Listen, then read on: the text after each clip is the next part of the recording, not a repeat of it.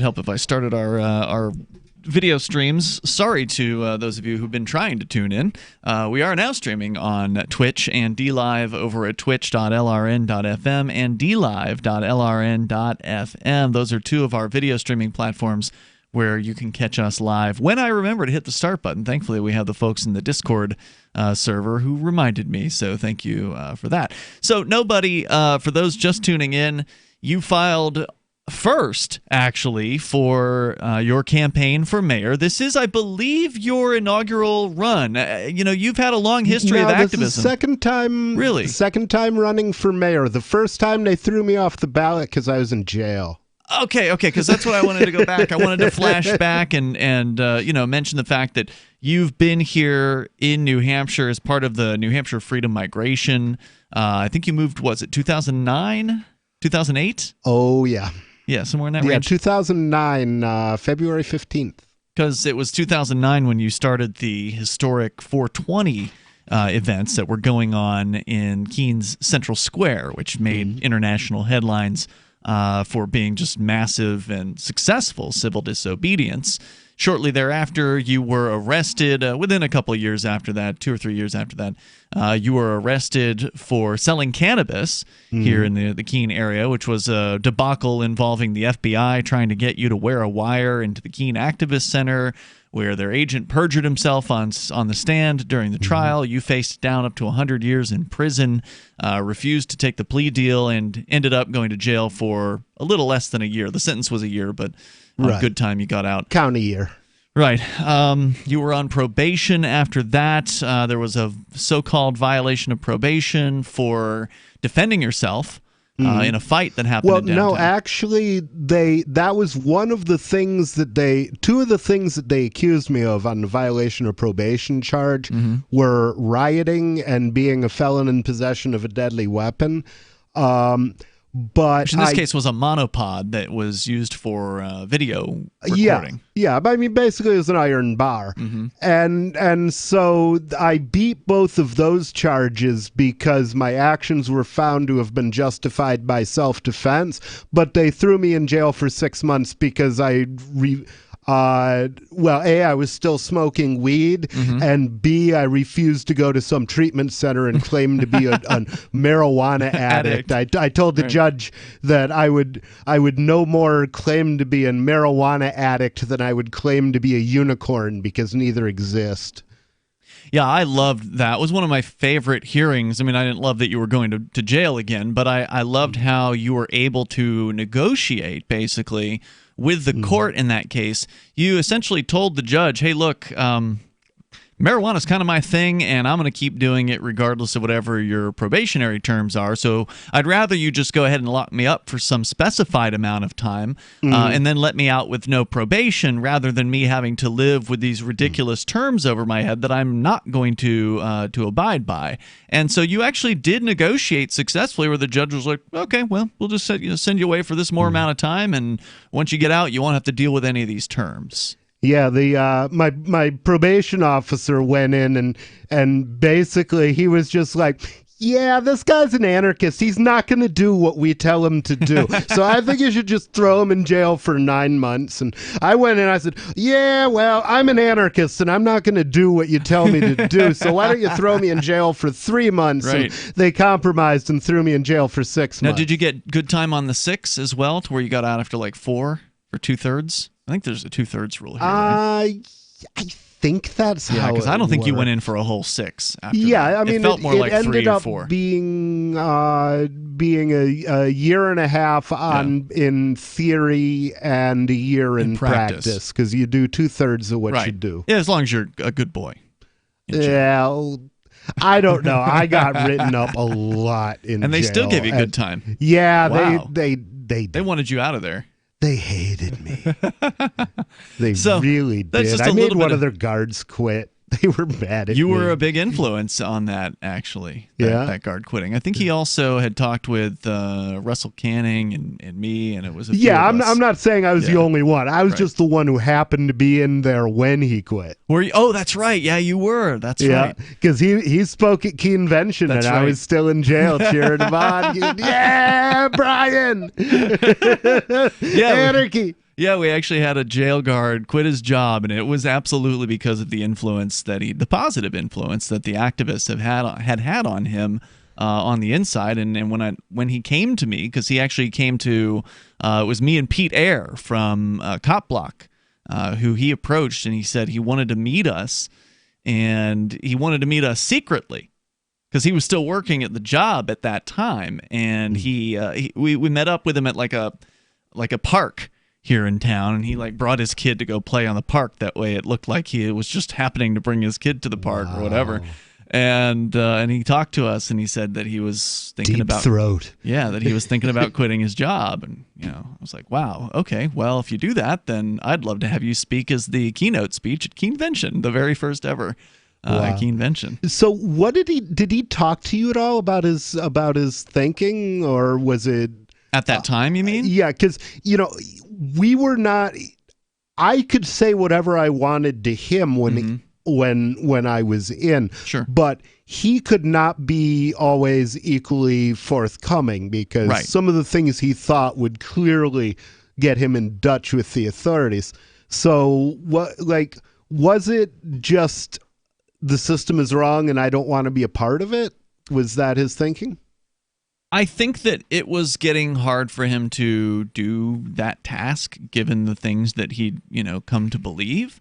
But it's honestly been 6 years, since that happened. So I think the best answer to that question would be to listen to his own words from his speech, which is on video at the Free Keen YouTube channel. Just search for Keenvention, and it's one word, Keenvention, and Brian Tan, BryanTann, and that, or just search Brian Tan, and that video will come up, and you can watch exactly what led him to quit his job as a corrections officer. So I felt like it was important to give a little bit of background, a brief history. It's a very brief, very shortened history of nobody, and to now, where you filed for office this week in a mayoral campaign to shake things up in Keene here. And we'll talk more about it, and you can share your thoughts with us as well. It's Free Talk Live. Do you have a crypto wealth advisor or coach? If so, has your cryptocurrency advisor been investing in technology stocks for over 20 years? Have they left the corporate world and retired? Or are they still trying to make a weekly paycheck? Have they produced six-figure results for their customers in the past 30 days? And very importantly, are they a member of the Digital Currency Council? Seth Maniscalco is the founder of Crypto Wealth Coach and CryptoWealthCoach.com. Seth invested in his first Roth IRA at 19 years old while living abroad, and has been investing in Wall Street and technology for over 20 years. With experience in all the money markets. By comparison, so many of these so-called crypto gurus have barely been alive for 20 years. Seth has not only experienced personal success from his own investments in crypto, he has also helped his clients earn 6- and 7-figure incomes, including helping investors make over $750,000 in EOS in 90 days and 1,225% in only 5.5 months with Chainlink. Seth has help for the small do-it-yourself guy on up to crypto whales. Increase your wealth. Visit CryptoWealthCoach.com. You love Bitcoin. It's the future, right? Well, no, not if everyone stops using it. I mean, think about it. How many places in your town take Bitcoin? One? None? Let's be real. If this Bitcoin thing is ever going to happen, it's going to need your help. The good news is, the guys at AnyPay have your back. We built a website called HelpMeTakeBitcoin.com. And it's a place you can send any business. And they'll be set up to take Bitcoin in 5 minutes. HelpMeTakeBitcoin.com. You're not a wild animal, and you shouldn't be tagged and tracked like one. Where you go and what you do every minute of the day, tracked and recorded by your mobile phone, is often more revealing than your browser history. And tech companies make a fortune selling your location history without your consent. GoDark bags prevent location tracking and protect your privacy by instantly blocking all cell phone, GPS, and Wi-Fi signals to your mobile device. Plus, they're durable, water-resistant, and built for a lifetime of protection. Visit GoDarkbags.com/FTL. That's GoDarkbags.com/FTL. Since time began, tyrants have taken aim at personal liberties. Now there's a movie that aims back.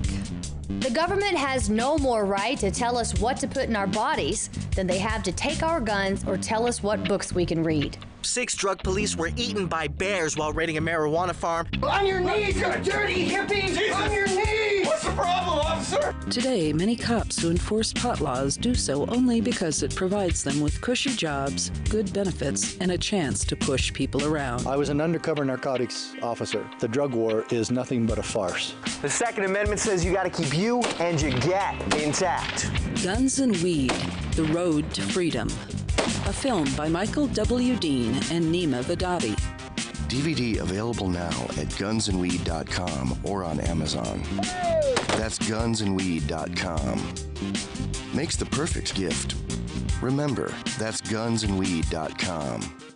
Some of you asked, and now we've delivered. LRN.FM's live Keene, New Hampshire studio shows are now streamed in HD on Twitch. Visit our channel at twitch.lrn.fm and give it a follow. If you have Amazon Prime, you get one free subscription on Twitch. If you use it on our channel, Twitch will give LRN.FM a monthly piece of your Prime subscription cost. So please watch, follow, share, and subscribe to twitch.lrn.fm. That's twitch.lrn.fm.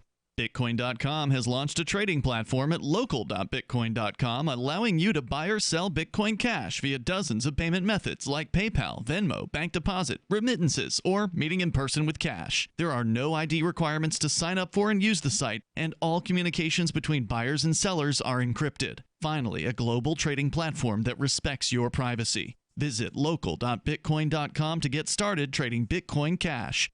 local.bitcoin.com. You can put the Liberty Radio Network on the air in your area. Visit broadcast.lrn.fm to learn how. Broadcast.lrn.fm. Hey, it's Free Talk Live, and you can bring up what you want. All you have to do is dial toll-free here, 855-450-FREE. That's 855-450-3733. We have the Discord call-in line rooms. They're open and available to you at discord.lrn.fm. Now, if you are an individual who rejects the initiation of force and agrees to abide by the ethics of the non-aggression principle, then you ought to get over to liberty.menu, where you can promote the thing that you do. Maybe you've got a business and you want to get some freedom-friendly people through your doors or on your website. You can do that by listing your business at liberty.menu. It's free to do that. Also, digital content creator, perhaps. Maybe you've got an event that you're putting together, or perhaps you're running a political campaign. I would think all of those things would qualify to list over at liberty.menu. Head over there. There's a ratings system, of course, and a bit of a social network so you can connect and share with others. You can use code FTL on your user profile there and get a special Free Talk Live listener badge. It's free to list the things that you do so other Liberty people can find out about it. Go to liberty.menu. As we continue here with you in the studio tonight, I'm Ian. I'm Vincent. And I'm nobody. We're kind of we did a little recap on a brief history of some of the highlights of some of Nobody's activism here in the Keene area over the last decade now, and culminating in all of that was a lead up to what you're doing now, which is entering the political field. Now, you did mention... Well, I'm hoping it's not culminating in that, because that would mean it would be the last thing I did. But but hopefully it will lead to and beyond it. Indeed. What would be a good word? What's a good word for that, then? Resulting in? What is next? What is happening now?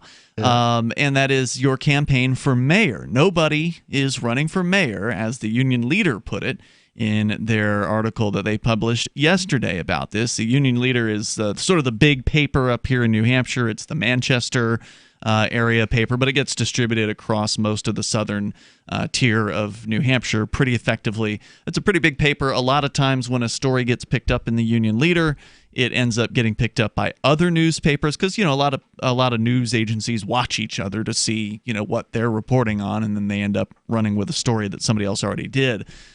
We haven't seen it blow up yet, but sometimes it can take a few days, and there's no guarantee it's going to happen this time. But like, for instance, when it's blown up enough that I got recognized in a bar today.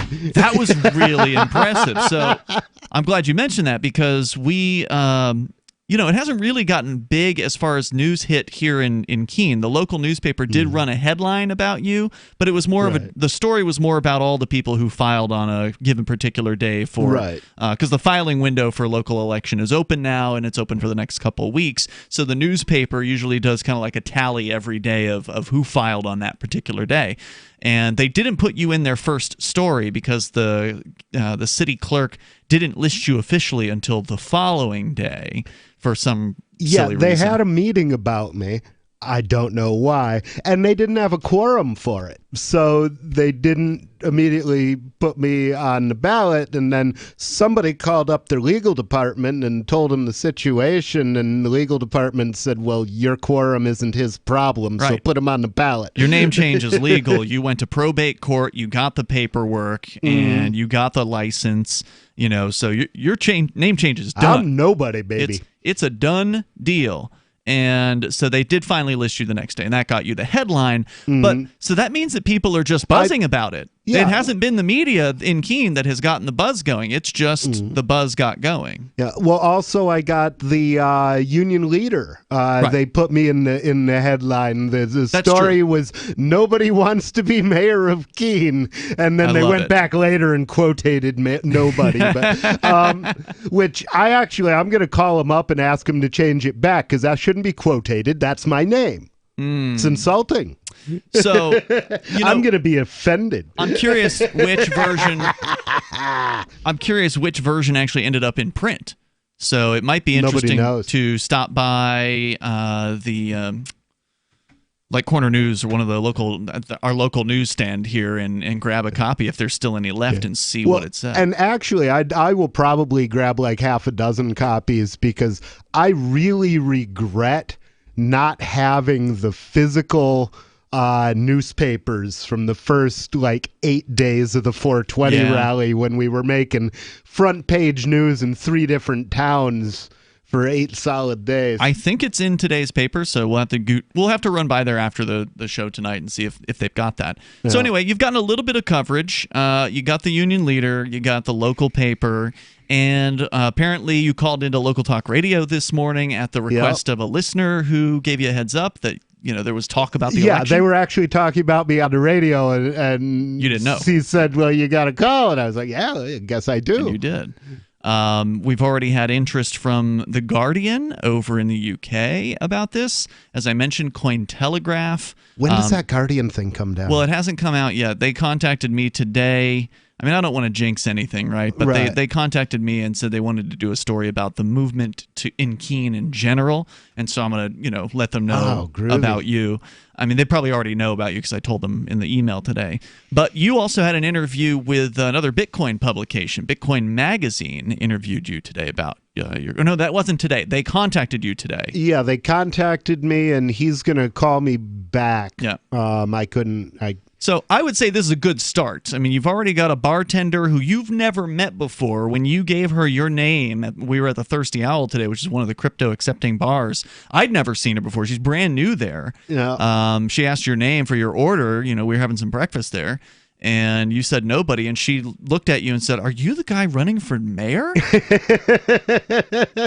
I thought that was so cool because we got to start referring to me as the future mayor of Keene. You don't think, or at least I don't think, of a bartendress as somebody who's going to pay attention to the political scene necessarily. They're there dealing with workaday folks, serving drinks, living their life. You don't necessarily think that they're going to be in tune with the latest news. I mean, this is literally it was almost breaking news. It was like less than 48 hours since you'd filed, or basically 48 hours since you'd filed for office, and she'd already heard about you. Yeah.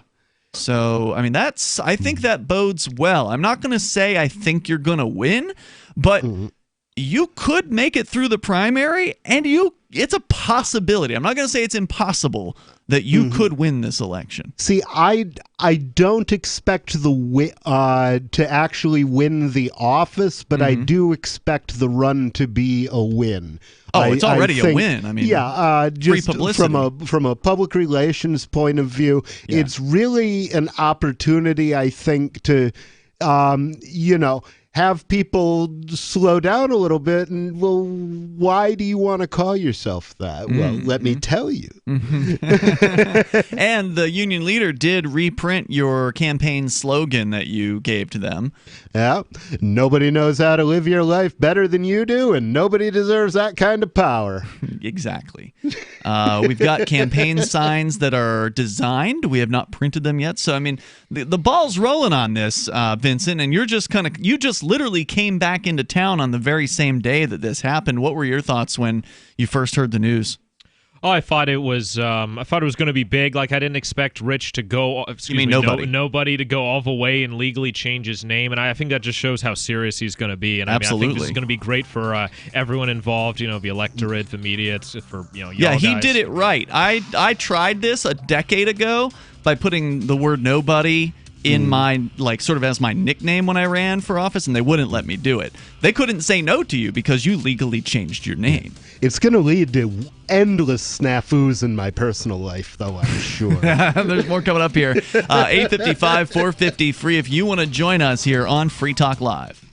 I can definitely say that I have found the best cryptocurrency wallet. Certainly the best named one. I'm Mark Edge, and I love the Edge wallet. I've been using it for the last few months. You can buy, sell, trade, and hold your cryptocurrency securely. I trust my holdings of all the major cryptocurrencies to Edge wallet, and you should too. No long phrases to memorize, just a username and password. Secure your freedom with Edge wallet. Get it now on Apple or Android in the App Store or at edge.app. Gold has definitely been on the move recently, and there is no more secure investment historically. McIlvaney ICA has been helping people take delivery of precious metals and find storage options for decades. They've helped thousands of investors with their precious metal IRAs. Call ICA today for your free portfolio review at 800-525-9556 or download their free report online at ICAGoldSilver.com to learn how you can double your gold and silver ounces even within an IRA. 800-525-9556. ICAGoldSilver.com. Hey guys, Mark Claire here, lionsofliberty.com, where we strive to advance the ideas of liberty daily. We bring you the Morning Roar. That's right, every Monday to Friday we'll have a brand new edition of the Morning Roar, where we provide a roundup of some news stories that you may not find in the mainstream media or even in your typical social media newsfeed. We find stories that relate to the ideas of liberty and provide you with our liberty perspective on them. Every Monday, we have our longest-running feature, Mondays with Murray, named after the great libertarian Murray Rothbard, where we'll examine an article or an excerpt from his works and help convey his view, along with our little spin as well. We wrap it all up every Friday with Felony Friday, where our own John Odermatt goes out and takes a look at some sort of felony. There's felonies committed every day, whether it's a felony committed by the police, a politician, or even an average citizen. You can find all of this and so much more over at lionsofliberty.com. Advancing the ideas of liberty daily. Is oral health important to you? If you don't like your own teeth, fresh breath, or kissing people, then by all means stop listening. Several years ago, I met Jessica Armand, founder and CEO of My Magic Mud, and I became passionate about the product that she created and never want to live without it. It's clinically proven to whiten teeth, but I find it does much more. They want you to love My Magic Mud as much as I do, so they're giving you a money-back guarantee plus 20% off. Go to mymagicmud.com and use coupon code FTL20 at checkout. mymagicmud.com, FTL20.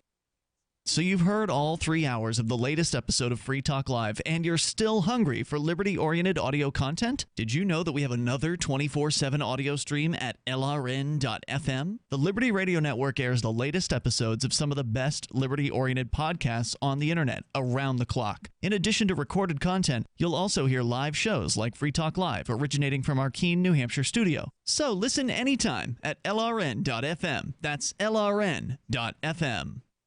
Don't you hate that feeling in the pit of your stomach when the police pull you over? Most people have no idea how to handle it properly, and they promptly get fed into the municipal fee-generating meat grinder. Or maybe you recall that feeling you get when you go to the mailbox and see one or more letters from the IRS. You get a sense of impending doom, don't you? So let me ask you, if you could learn how to use the law to beat the IRS, traffic tickets, almost any courtroom scenario, collectors, credit card debt, and even mortgage debt because of fraud perpetrated against you, would that be worth knowing about? Don't laugh. Investigate.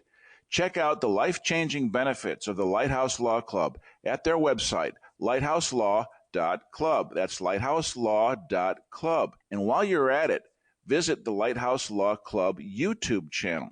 You might be in for a pleasant surprise. Help get LRN.FM into more ears. Visit promote.lrn.fm for a free bumper sticker, flyers, banners, graphics, and more. Promote.lrn.fm.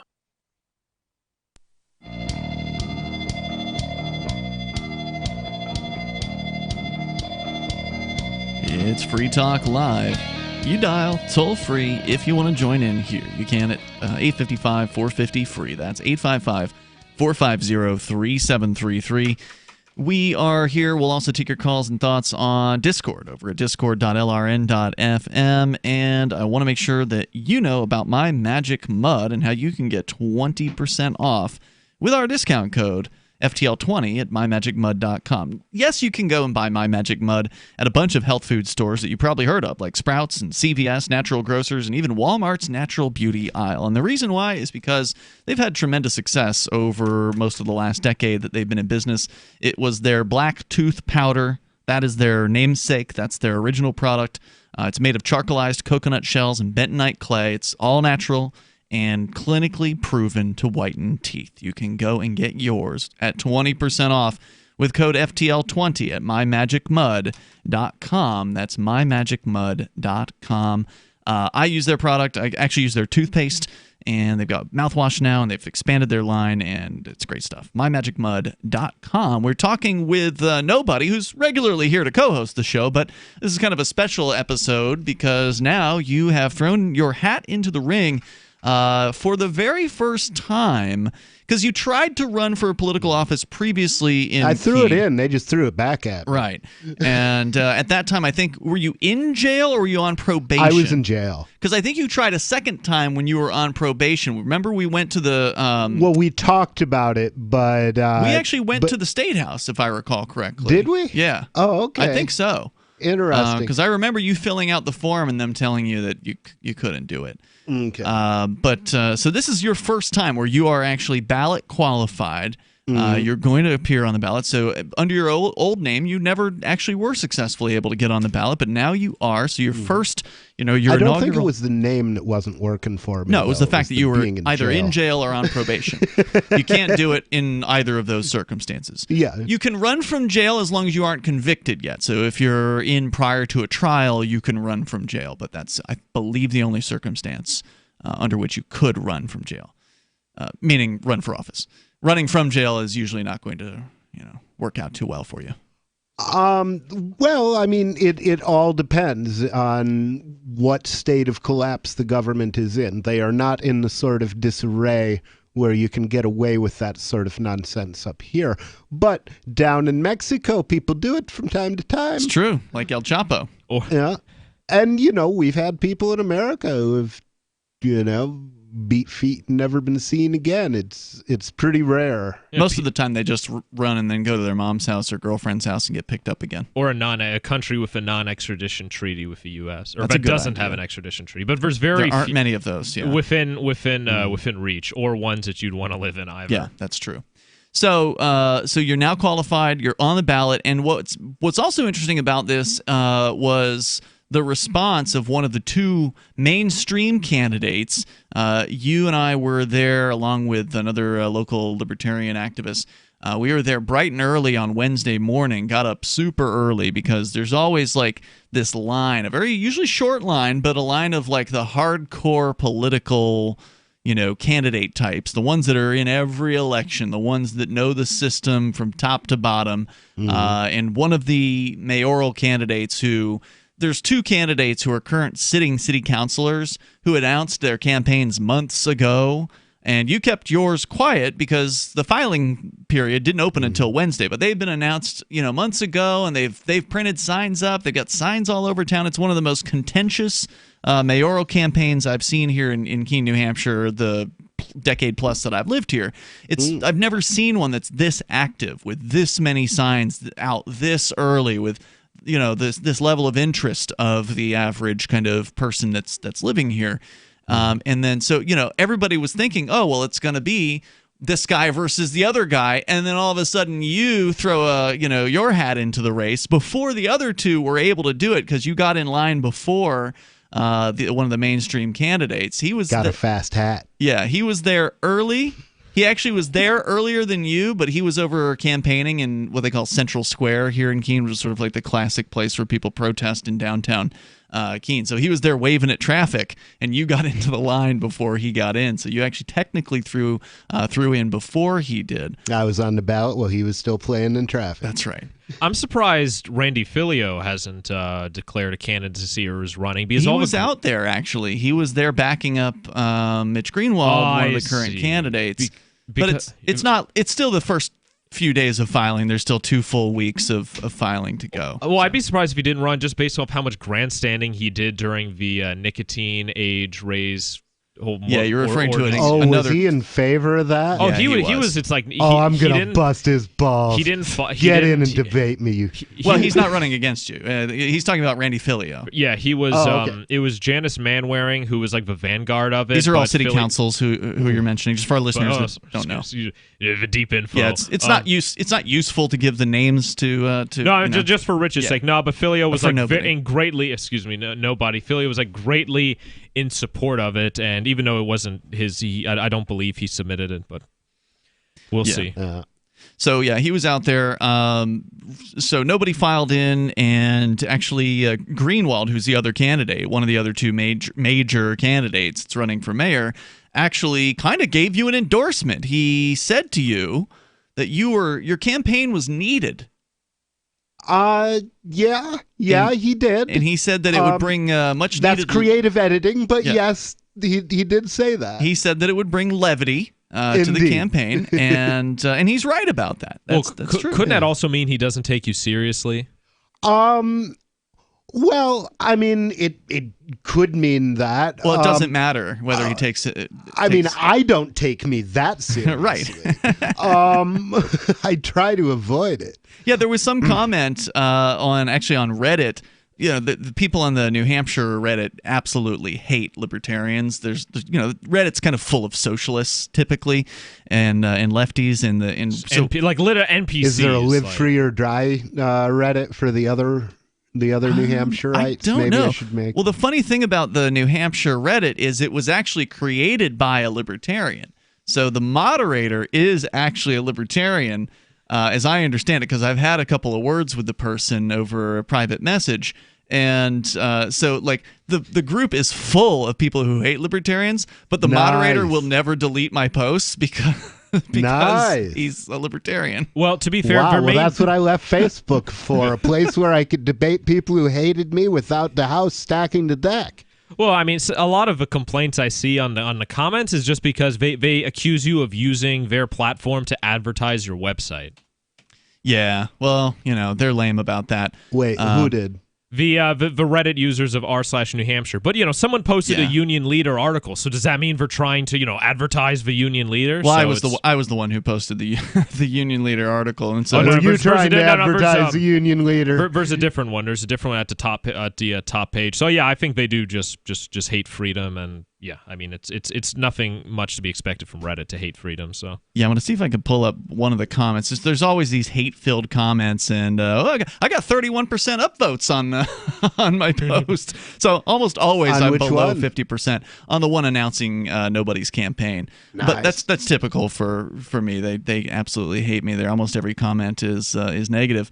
But that's always how it is. But one of the comments is, imagine thinking this sort of stuff is taken seriously by anybody. At least Vermin Supreme gets he's a joke. And I responded, later when I finally saw it, next day, I said, what makes you think we want this to be taken seriously? Like, this whole thing is a lampoon to some extent. It's a protest. I mean, nothing in the system should be taken seriously. Exactly. It's all nonsense and lies. Right. And so it's important to draw attention to that, and that's what we do. And I think it's what we do best here in Keene is to show the system for a violent, stupid, ignorant, and just generally awful system. And all we have to do is... does a lot of things that nobody should do. And all we have to do is point a camera at them, and then they do all the work for us. I mean, the only work that we have to do is post the video and, comment on it. So we're going to continue here, and you can share your thoughts with us. And the number is 855-450-FREE. That's 855-450-3733. Coming up, there's actually other stuff in the news that we can discuss with you. Doesn't all have to be nobody here tonight. This is Free Talk Live, 855-450-FREE. Hunters, anglers, campers, and survivalists. Get back to nature. Expand your horizons with the highest quality, most versatile, unique slingshots and sling bows on the market at slingbow.com. Sling bow products are compact and models start from just $17.98. They're perfect for your bug out bag or storing in your vehicle. Give yourself and your loved ones the excitement and tradition of sling bow. A new frontier in archery and truly modern twist on this primitive survival tool. Feel the thrill only at slingbow.com. Dehibo Tea Club's original pure Pau de Arco Super Tea comes from the only tree in the world that fungus does not grow on. So it naturally has antifungal, antiviral, antibacterial, anti-infection, anti-inflammation, and anti-parasite properties. But maybe more importantly, Dehibo Tea Club's original pure Pau de Arco Super Tea builds corpuscles in the blood which carry oxygen to our organs and cells. Our organs and cells need oxygen to regenerate themselves. The immune system needs oxygen to develop, and cancer happens to die in oxygen. The tea is great for healthy people, and it can truly be miraculous for someone fighting a potentially life-threatening disease due to an infection, diabetes, or cancer. Dehibo Tea Club's original pure Pau de Arco Super Tea is only $34.95 plus shipping. Order now at shopsupertea.com or call 818-984-6100. That's shopsupertea.com, 818-984-6100, shopsupertea.com. Most of you know that heart disease is the #1 silent killer in the U.S. What if I told you for just $54.95 a month you could fight against heart disease naturally? At Heart and Body Extract, we've been helping thousands of people get back to a healthier heart. Don't just take my word for it. Check out all of the success stories at hbextract.com, or to order, call 866-295-5305. That's 866-295-5305. hbextract.com. Don't risk it when you can take charge of it. Why did you move to the Shire? I moved here to the Shire because there's other people around who take liberty just as seriously as I do. I moved to the Shire because I saw videos of people challenging authority and thought that I could get support myself. It called to me, like, do this, right now. I wanted to be around people like me who got it, and once I got here, I knew there was nowhere else that I wanted to be.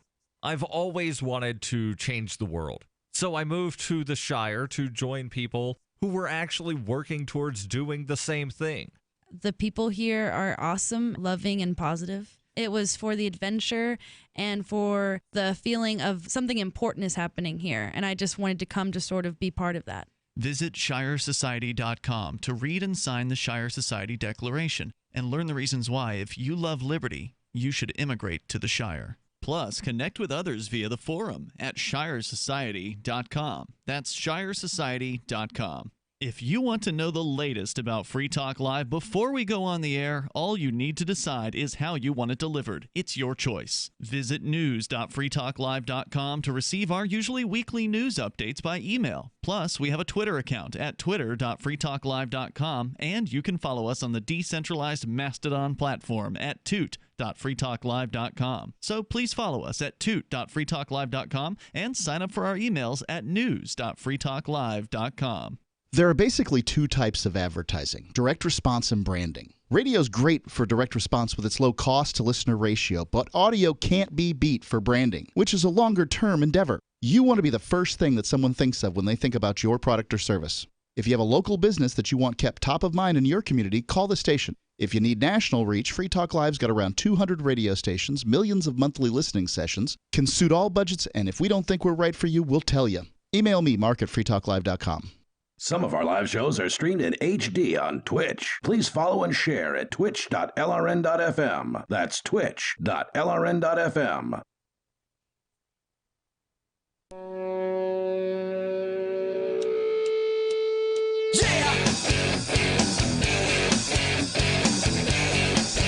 This is Free Talk Live. You can take control of the airwaves and bring up whatever's on your mind. Our toll-free number is 855-450, free like freedom. That's 855-450-3733. We have the Discord call-in line rooms over at discord.lrn.fm. In the studio tonight, you've got Ian. You got Vincent. And you got nobody else. And we have been talking about nobodies filing for mayor, making history. I mean, I would love to know if anyone else has ever changed their name to Nobody. Presumably it could have happened at some point, but actually I found a reference on the internet, and I'm going to have to check this out. I didn't have time at the time. I was trying to figure out some coding stuff, but I saw a reference to Wavy Gravy either changing his name to Nobody or endorsing somebody who had. Isn't that an old hippie from back in the day? Yeah, Wavy Gravy was an old hippie in the 60s. Right. And, well, actually, he was a young hippie in the 60s. Right. He's now much older now. Right. If he's still kicking, I hope so. Keep on trucking there, Wavy. So I pulled it up just on Wikipedia. It says he's 83 years old. Nobody for president and nobody's business. He ran a, quote, nobody for president campaign that held a rally across the White House on November 4th, 1980, which included yippies and a few anarchists to promote the option of none of the above, choice on the ballot. All right, well, good. I guess there has been some precedent for it, but certainly in the last 40 years, this is basically the only time that I've ever heard anybody doing something like this. Well, and this was a different thing. He was asking for a none of the above option. Yeah. Well, I would like to have that option too. I would like to have that option. I'd like it to be binding. I actually talked to Daryl Perry, who of course is a elections expert. He's like a walking compendium of knowledge. As I was writing the article about you running for office, because I wanted to see, I wanted to talk to Daryl about where is none of the above available? Because I know there was some jurisdiction, because I talked to him before about it, and I just wanted to clarify. He said apparently it's only Nevada. So none of the above is an option on the ballot in Nevada. In almost, I think it's all races, but it's non-binding. So even if people vote, a majority or plurality vote for none of the above in Nevada, it doesn't matter. The second place candidate will get elected. So it's just a symbolic thing. Yeah, and see, that's why I think the Nobody campaign is a better option. Instead of putting none of the above on the ballot, change your name to none of the above. Put yourself on the ballot and be as close to Nobody as possible when you're in office. Like, the only thing I'm promising to do is cash my checks. Is that the only thing that you're promising to do? That's the only thing. I mean, I will cash the checks if they put me in office. I heard the guy from the union leader. Being who I am, I'm gonna have to smash the state up when I got a hold of a piece of it. That was one of my questions. Nobody. We've been talking a lot about like the the naming and everything and the history, but I was curious about platform. Like what should you? Why should the voters vote for you? Right? What are you gonna do about like the versus an issue of police bias and brutality here in Keene? What would you do about that if elected? Well, Mr. Body. The first thing that I would do is everything in my power, and obviously I'm going to be limited by political considerations. I'm not going to have a city council on my side. I'm not going to have like a base to work with. So it's going to be catch as catch can. The first thing that I would like to do is change police policy in Keene such that drug offenses are not prosecuted, and just basically reassign people out of the drug task force and have them, pick up litter on the side of the road. The vice squad, to the extent that there is a vice squad in Keene, and put them. No. What I'd like to do, I'd like to say, hey, well, first off, do you guys have a big pile of rape kits like everybody seems to? Because if so, let's put you people to work hustling those along to some labs, because there may be some sleeper prosecutions left out there. Then basically, reassign people to homicide, to robbery, to, all of the real crimes with real victims.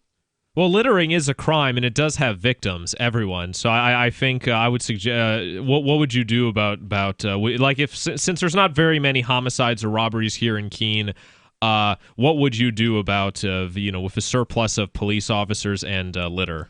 Well, there's plenty of crime in Keene. I mean, it's. I mean, there's a lot of heroin addicts. There's more that I would like to see. There's a lot of heroin addicts, and that leads to crime. And that leads to a lot of crime because that being a heroin addict creates a huge financial burden on you, and due to the drug war.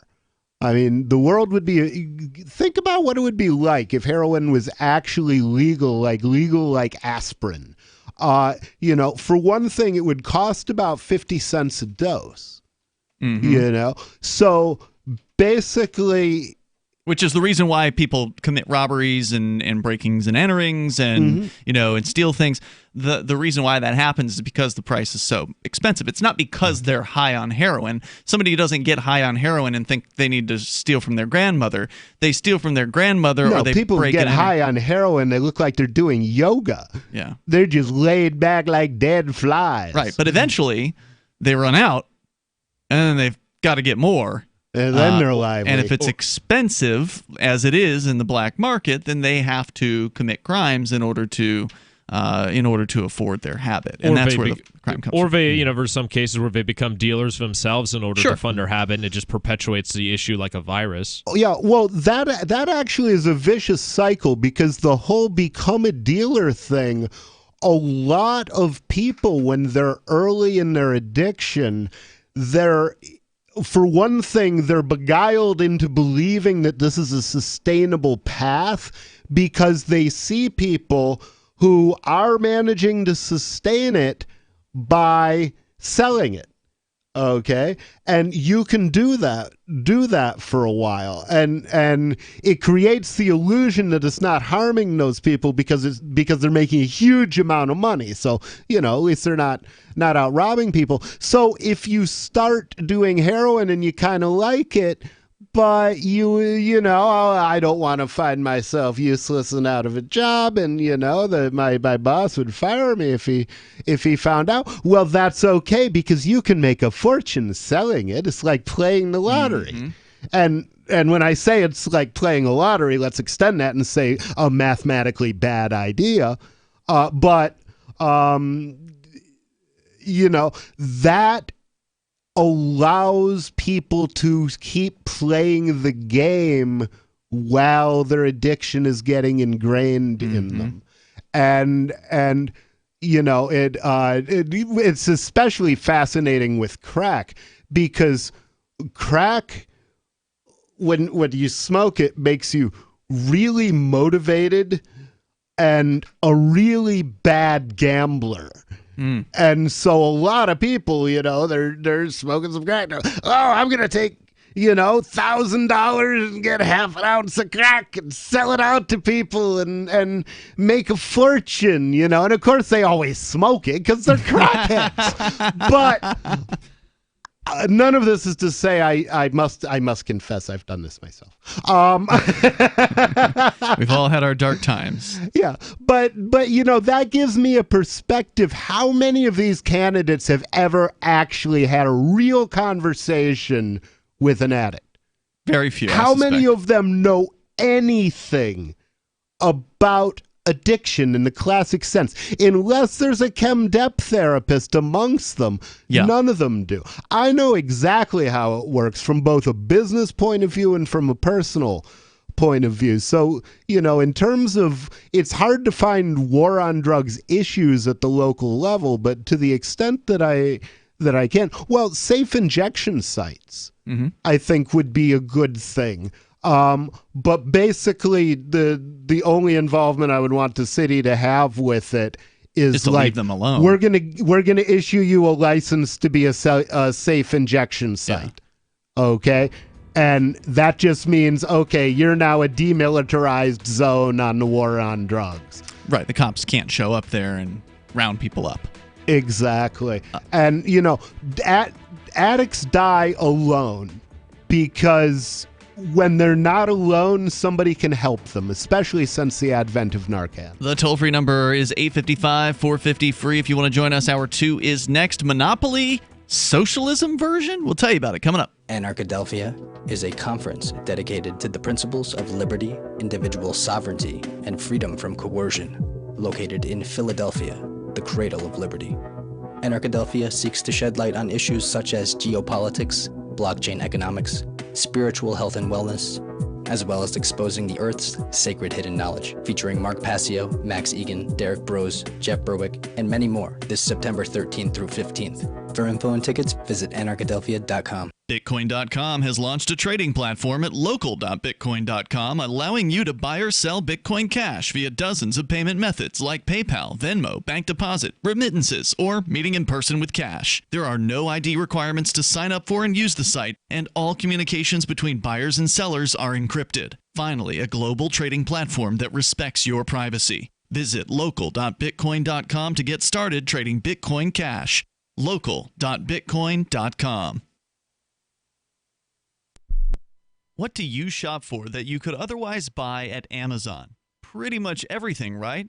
Amazon has competitive pricing and they deliver, and that's a big plus. If you could plan ahead in your shopping, would you be interested in saving up to 33%? There's a catch. You have to do your shopping in Bitcoin. But imagine those savings. It's like a huge raise. All you have to do is go to saveatpurse.com. We've saved thousands, and you can too.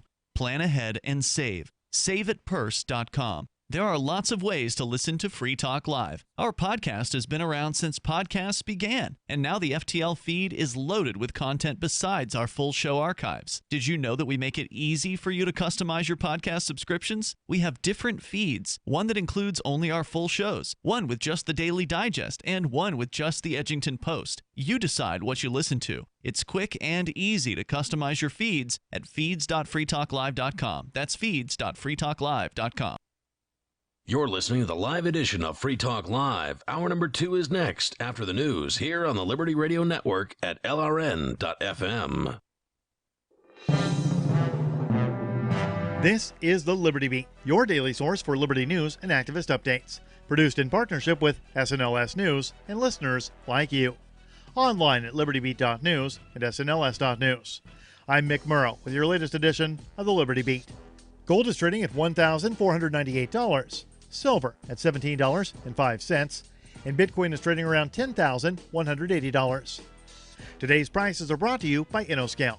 Take off with Managed Cloud. Looking for a safe, secure way to store your important files online? Let InnoScale handle it for you. Their high availability cloud servers are the perfect solution for clients needing one or more secure, scalable servers with built-in hardware failover protection. For details, see them online at innoscale.net. In the news, a rather shocking study published this month by the Proceedings of the National Academy of the Sciences names police officers as the 6th leading cause of death among young men. Activist Post reports that police killings were only preceded in frequency by accidental death, a category that includes drug overdoses and car accidents, at 76.6 deaths per 100,000, followed by suicide, other homicides, heart disease, and cancer. The killings by police include shooting, choking, beating, and various other ways that police have taken the lives of Americans. Even more damning than finding out that police are a leading cause of death for young men is the fact that the lead researcher of the study and an assistant professor at the School of Criminal Justice at Rutgers University, Frank Edwards, says the numbers may be an undercount. The Liberty Beat is sponsored in part by Brave Botanicals. High-quality kratom and CBD at reasonable prices with excellent customer service. Brave Botanicals is activist-owned and mission-driven and believes so strongly in the power of kratom, they're giving it away for free. Just go to freeounceofkratom.com for a free ounce of kratom delivered to your door. Just pay shipping. That's freeounceofkratom.com. This is the latest edition of the Liberty Beat. Find us online at libertybeat.news and snls.news. Your news now continues. The Amazon rainforest have been on fire for several weeks, and Brazil's right-wing President Bolsonaro suggested Wednesday, without evidence, that the fires were started by non-governmental organizations. The Mind Unleashed quotes Bolsonaro as saying, quote, "Maybe, I am not affirming it, these NGO people are carrying out some criminal actions to draw attention against me, against the government of Brazil," end quote. Adding that, quote, "the fires were lit in strategic places, All the indications suggest they went there to film and start fires. That's what I feel." End quote. Greenpeace Brazil shot back, with its public policy coordinator, Marcio Estrini, calling the president's statement sick and pitiful. In a video that's gone viral, a Brazilian woman expressed anguish as she pointed to the destruction the fires have brought, which she blamed on deforestation for cattle ranching, a practice that Bolsonaro has actively encouraged. The video was shared by the U.S.-based Sunrise Movement, which said in a tweet, quote, "We cannot tolerate political agendas of deforestation. We will not watch our future burn away." End quote. With his company stock in freefall, Overstock.com CEO Patrick Byrne resigned as CEO Thursday, effective immediately, after he stunned investors by disclosing his entanglements with the deep state. The Mind Unleashed reports that the 56-year-old Byrne, who founded the company in 1999 and took it public 3 years later, will be succeeded by director Jonathan Johnson, who was with the company for 17 years and has recently served as president of Overstock's blockchain business. Byrne's resignation comes after conspiratorial comments from August 12th, where he confessed his role in the deep state. Byrne released an initial statement last week where he discussed his involvement in the federal government's investigation into the 2016 election interference, though he wasn't super specific. He said he assisted in investigations related to the Clintons and Russia. Support for the Liberty Beat comes from the Conscious Resistance Network, featuring videos, news reports, and articles from a spiritual anarchist perspective. Experience the Conscious Resistance at theconsciousresistance.com. How would you like to have your business featured on the Liberty Beat? You can. Just send an email to libertybeat@snls.news for details. This is the Liberty Beat, produced in partnership with SNLS News and listeners like you. The Liberty Beat is online at libertybeat.news and snls.news. I'm Mick Murrow, reporting for the Liberty Beat, reminding you, spread liberty with a smile.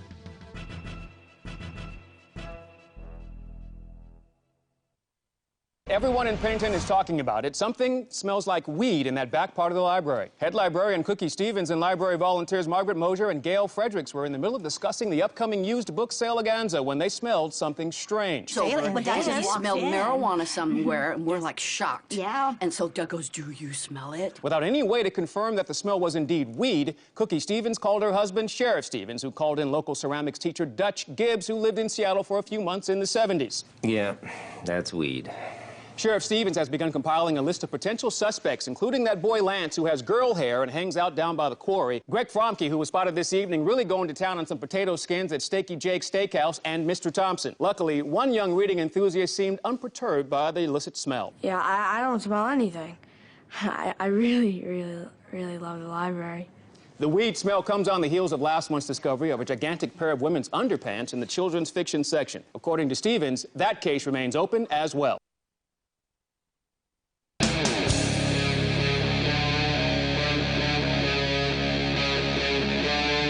Free Talk Live. This is Free Talk Live, and of course you're invited to join us here if you want. You may take control of the airwaves. Our number 855-450-FREE like freedom. That's 855-450-3733. We have the Discord call-in line rooms. They are over at discord.lrn.fm. You jump into one of those, you'll sound almost like you're sitting in the studio with us. Tonight, it's Ian. It's Vincent. And nobody. So I feel like we've covered the official launch of the Nobody campaign pretty detailed. We spent most of the last hour talking about Nobody-related stuff. So once again, kudos to you on that, Nobody. And if you want to follow, we should mention this. If you want to follow the campaign, you can go to electnobody.com. Yeah. And I know you got the contact page up. Did you put up the social media up there yet? I didn't look, so that's why I'm asking you. Let's see. I think it's there. It might be unpublished. Okay, yeah. So we're still working. There's at least a draft there. Yeah, we're still working on it. There are some Nobody social media coming out soon. We'll advise you as these things develop. But one of the ways you can help the campaign, even if you are not in the Keene, New Hampshire area, is by sharing the news about it. So if you see the Union Leader story or the Free Keene story about it or the Cointelegraph story, maybe you hang out on a Bitcoin forum or Bitcoin Twitters and things like that, and you want to share this out, or Reddit, or wherever you hang out on social media, share the story. And then, the more people that share it, the more likely that it's going to be seen by other media and picked up. And as I said before, the media, sometimes it can jump on a thing fast, but sometimes it takes a few days. So like when the Union Leader came out with their story yesterday evening, it didn't hit their paper, I don't think, until today. Which means that the AP, if they're monitoring the Union Leader, they may not have their story ready until tomorrow or whatever. So it may end up being, the end of the weekend where we see an explosion of coverage, or we won't see anything. Maybe we won't get a big hit this time out, or at least for the first press release. And there will inevitably be other opportunities to promote the campaign in the next coming weeks. Oh, absolutely. Yeah. Soon there will be nobody swag, and I was just thinking you could do a token-based fundraising where you offer a token backed by T-shirts and bumper stickers. Denominate the thing in shirts. So if you have a full token and you send it to us and give us your address on our website, we'll send you a T-shirt. Well, that's one way to do it. Or you could just have a token that people, sort of in the classic ICO sense, contribute to and get nobody tokens or something like that. They contribute Bitcoin Cash or whatever, and then they get tokens in return, and they'll let the market decide what those things are worth. Yeah, and the nice thing about that is anybody can be a fundraiser. If you've got some nobody coin and you sell it to somebody else, and you buy it back, well, you just raised funds. So, wow. Follow along. There's going to be some interesting developments, I suspect, over at electnobody.com. Let's change gears here, guys, and get into this news about, and I know you had some stuff you wanted to discuss coming up here as well, Vincent, but do you guys remember the Monopoly for Millennials story from last year? No, I had never heard of it before. Nope. Oh, my God. It was hilarious. So Hasbro, toward the end of 2018, released Monopoly for Millennials, and it was basically just a skewering, a complete lampoon of millennial kind of culture and things that are generally considered to be, millennial.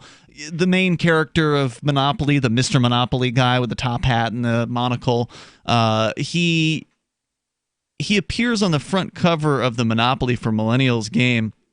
And he's got like an iPhone in one hand. He's got a cup of coffee in another, like from Starbucks or whatever, in another hand. He's got a achievement award on his lapel. So the whole idea is, you exist, so you win an award, that kind of thing. And the tagline of this game is "Adulting is hard. You deserve a break from the rat race." And on the front cover of the box, they let's see. I don't know if I can read it from here. But anyway, it was basically making fun of them that, you can't even own property because, let's face it, you don't even have any money anyways or something like that. So you don't get to buy property or something in the game. Yeah. It's like a complete – they made fun of the millennials, and the amount of butt hurt on like Twitter and social media and blogs about the Monopoly for Millennials game was hilarious. We read some of it on the air here because they were really, really offended by the fact that this game exists. Yeah. See, I got to say, I feel bad for millennials. Mm-hmm. I saw the education they got. I saw, the nonsense that they were subjected to, and that a lot of them ended up broken is way more of a testament to their parents' failure than to theirs. As somebody of my generation once said, I went to your schools and your churches and your institutions of learning, and now you tell me I'm crazy? I'm not crazy. Institutionalized. I just wanted a Pepsi and she wouldn't give it to me. Yeah. So really, I think my generation and the generation before me You're Generation X, right? Yeah, I'm Gen X. I was born in 68. Yeah. You know, I should have been 18 in 68. That would have fit my personality so much better. Well, here we are. So I just wanted to kind of flash back to the monopoly for millennials because it was a similar level of butthurt that's happening now. Again, Hasbro has once again come out with another version of Monopoly, and they've come out with I don't know how many hundreds of different versions of Monopoly. You know, there's like Monopoly for Marvel fans, there's Monopoly for, you know, you fill in the blank, whatever it is out there in pop culture, there's probably a Monopoly for it. But now it's almost like Hasbro just doesn't give an S, and they're going out and just skewering people at this point. Winning. I'll share the CNN story because there's they're left tinged for sure, but there's a whole lot of stories out here that are just quoting this one guy on Twitter who's obviously a socialist professor, and they'll mention him here in this particular story. Winning is for capitalists, says CNN. At least that's the message. And we will. At least that's the message behind a parody of Monopoly that surfaced this week after a Twitter thread on the game spread widely. In Monopoly Socialism, an official version of the game manufactured by Hasbro, players move around the board, contributing to community projects, quote, unless they can steal projects to get ahead, unquote, according to the product's description. When players pass go, they get a $50 living wage as opposed to the usual $200, and the tokens are all dated artifacts like a typewriter, phonograph, pocket watch, an old-fashioned telephone, and an old-style TV set. They should have thrown in a Cuban car. Right? But that's the idea, right? Right, that's what they're getting exactly. It's all old. Is that, you know, in these socialist economies, there's just a bunch of crap. You don't get to see the latest and the greatest in technology. The Cubans have been stuck in cars from the 1950s for decades. Quote, get ready for laughs as the twists and turns of life put a damper on working toward a shared utopian society. The description for Monopoly Socialism continues reading, quote, cooperation isn't always what it's cracked up to be, unquote. But depending on where you are on the political spectrum, the tone of the game is either condescending or tongue-in-cheek. It sparked debate this week when Why not both? When a Twitter thread highlighting the version went viral. The game pokes fun at the idea of working together, presenting it as ultimately incompatible with the selfish motivations of some players. Players are offered a series of choices that seem to highlight the potential for others to defect from socialism. They can either contribute to the community fund or choose to deplete it. They can consider the best interest of the group or do what's in their individual interest. The description of the game states, quote, working together might seem ideal, but chance cards can abruptly shake things up with things such as lousy neighbors, vegan meatloaf, and bad plumbing. I want to pirate this game so badly. Well, we're going to talk more about it. It is available on the secondary market already for upwards of $100 or $200, somewhere in that range. More on the way here. It's Free Talk Live. I'm a little obsessed with My Magic Mud. Several years ago, I met Jessica Armand, the founder and CEO of My Magic Mud, and I didn't even know my teeth were coffee stained. A week's worth of use convinced me, and now I use it every 3 or 4 days. It's clinically proven to whiten teeth, and I think it cleans better, too. My Magic Mud's available at most local health food stores, Sprouts, Natural Grocers, CVS, Walmart's Natural Beauty Aisle, but I can get it for you for 20% off with coupon code FTL20 at mymagicmud.com. FTL20 mymagicmud.com. Do you have a crypto wealth advisor or coach? If so, has your cryptocurrency advisor been investing in technology stocks for over 20 years? Have they left the corporate world and retired? Or are they still trying to make a weekly paycheck? Have they produced six-figure results for their customers in the past 30 days? And very importantly, are they a member of the Digital Currency Council? Seth Maniscalco is the founder of Crypto Wealth Coach and CryptoWealthCoach.com. Seth invested in his first Roth IRA at 19 years old while living abroad and has been investing in Wall Street and technology for over 20 years with experience in all the money markets. By comparison, so many of these so-called crypto gurus have barely been alive for 20 years. Seth has not only experienced personal success from his own investments in crypto, he has also helped his clients earn 6- and 7-figure incomes, including helping investors make over $750,000 in EOS in 90 days and 1,225% in only 5.5 months with Chainlink. Seth has help for the small do-it-yourself guy on up to crypto whales. Increase your wealth. Visit CryptoWealthCoach.com.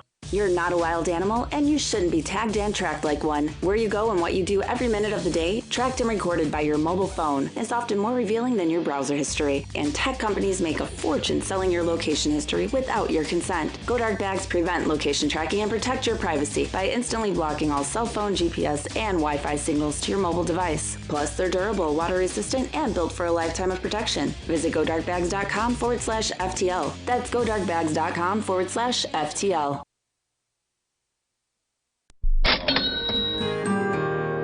So the protection of life, liberty, and property is what the Free State Project is all about. But it's an effort to move 20,000 people who understand. It's about demonstrating to the entire country that, yeah, we can have a free market, a truly free market. Making it just a freer, great place to live.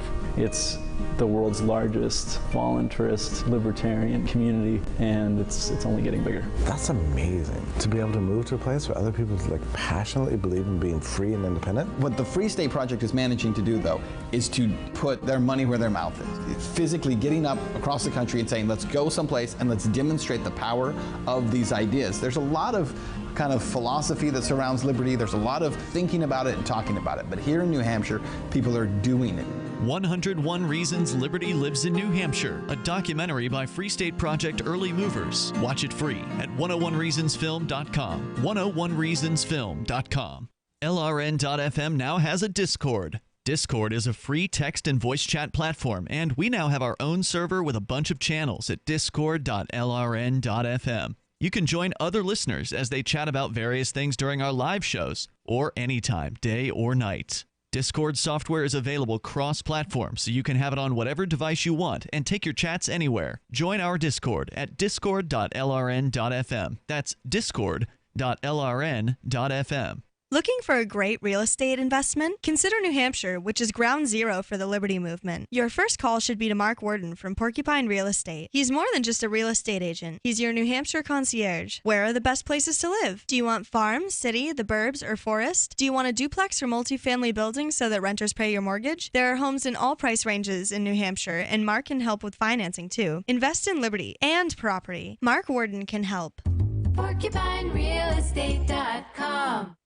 Love what we do? Please help support our international satellite channels at patreon.lrn.fm. That's patreon.lrn.fm.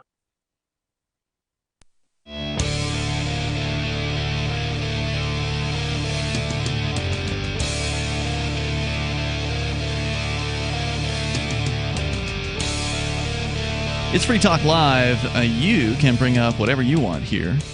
Our toll-free number is 855-450-FREE, like freedom. That's 855-450-3733. We are talking about the new Monopoly Socialism edition here that is very hard to find. It is, once again, it's a repeat of what happened last year with their Monopoly for Millennials that stirred up a lot of controversy and instantly became unavailable online. Like what happened last year toward the end of 2018 was there was all this news coverage that hit about Monopoly for Millennials, which was Hasbro's version of Monopoly, just making fun of millennials. Obviously, millennials are individuals too, but it was still funny.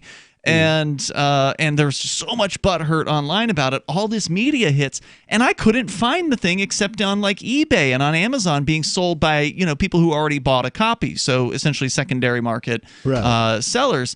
That exact same thing is happening now, where some of these articles about Monopoly Socialism are linking to a Target link at Target.com, the Target store, but that's coming up 404 now. So apparently they pulled the item down.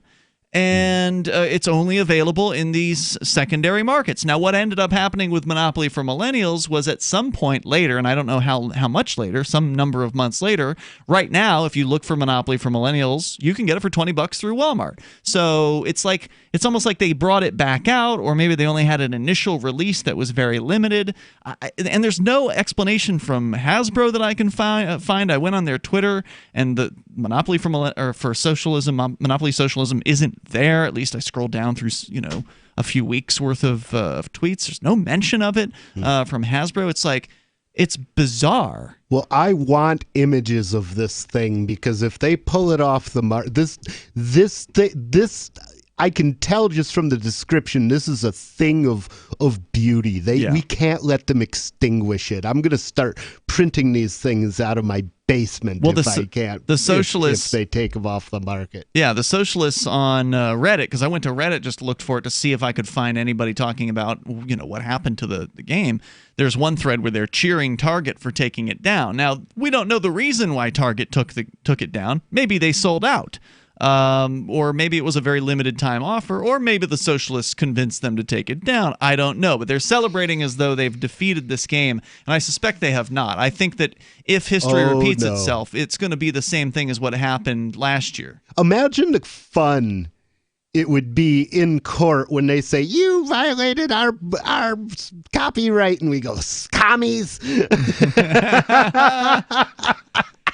So here's what the actual description of the game is from the publisher. So I had the CNN article up. We'll come back to that about the butthurt that's come up around this game. But just to give you a taste of what, this is like the pitch from the back of the box, right?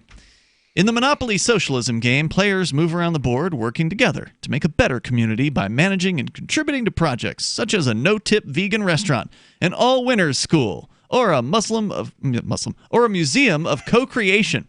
But nobody said that cooperation is easy. Drawing a chance card presents the flip side of striving for the perfect utopian society. You'll have issues with your neighbors. Your do-it-yourself community projects go awry. You're constantly voting to shake things up, and there's always an emergency that requires dipping into the community fund. Contribute all 10 of your chips to win the game, unless the community fund runs out of money and everyone loses. So much for a socialist utopia. Nice. I normally find Monopoly boring. I've never been able to get through an entire game, but I mean, with the added the added factor of a community fund, I imagine that could be very fun to play. Now, do y'all know the story of the creation of Monopoly? That's coming up in at the end of the CNN piece, which is relevant to this discussion. Do you want to talk about it now? You're welcome. Well, it was just not to over tease it. Yeah. Monopoly was created by a Georgist. And really? It was created as an attempt to illustrate some of the problems with capitalism. That's right. And, from my point of view, it always failed at that because the big thing about capitalism is your actions are not decided by rolls of dice. They're decided by your mind and your heart and your will to survive. So nothing is random. But it's funny that it's been. This sounds like an actually much better critique than the original critique was. Well, it's certainly a critique of socialism, not so much of capitalism. Well, exactly, yeah. but it succeeds more on much target, better from what I'm yeah, and here. I did find a YouTube review of it, so to get a real close look at it, there's a good 10-minute long video about it on the Board Game Museum channel on YouTube, so you can get a close look at some of the cards and the board itself. It's unclear how vegan. This is back to CNN.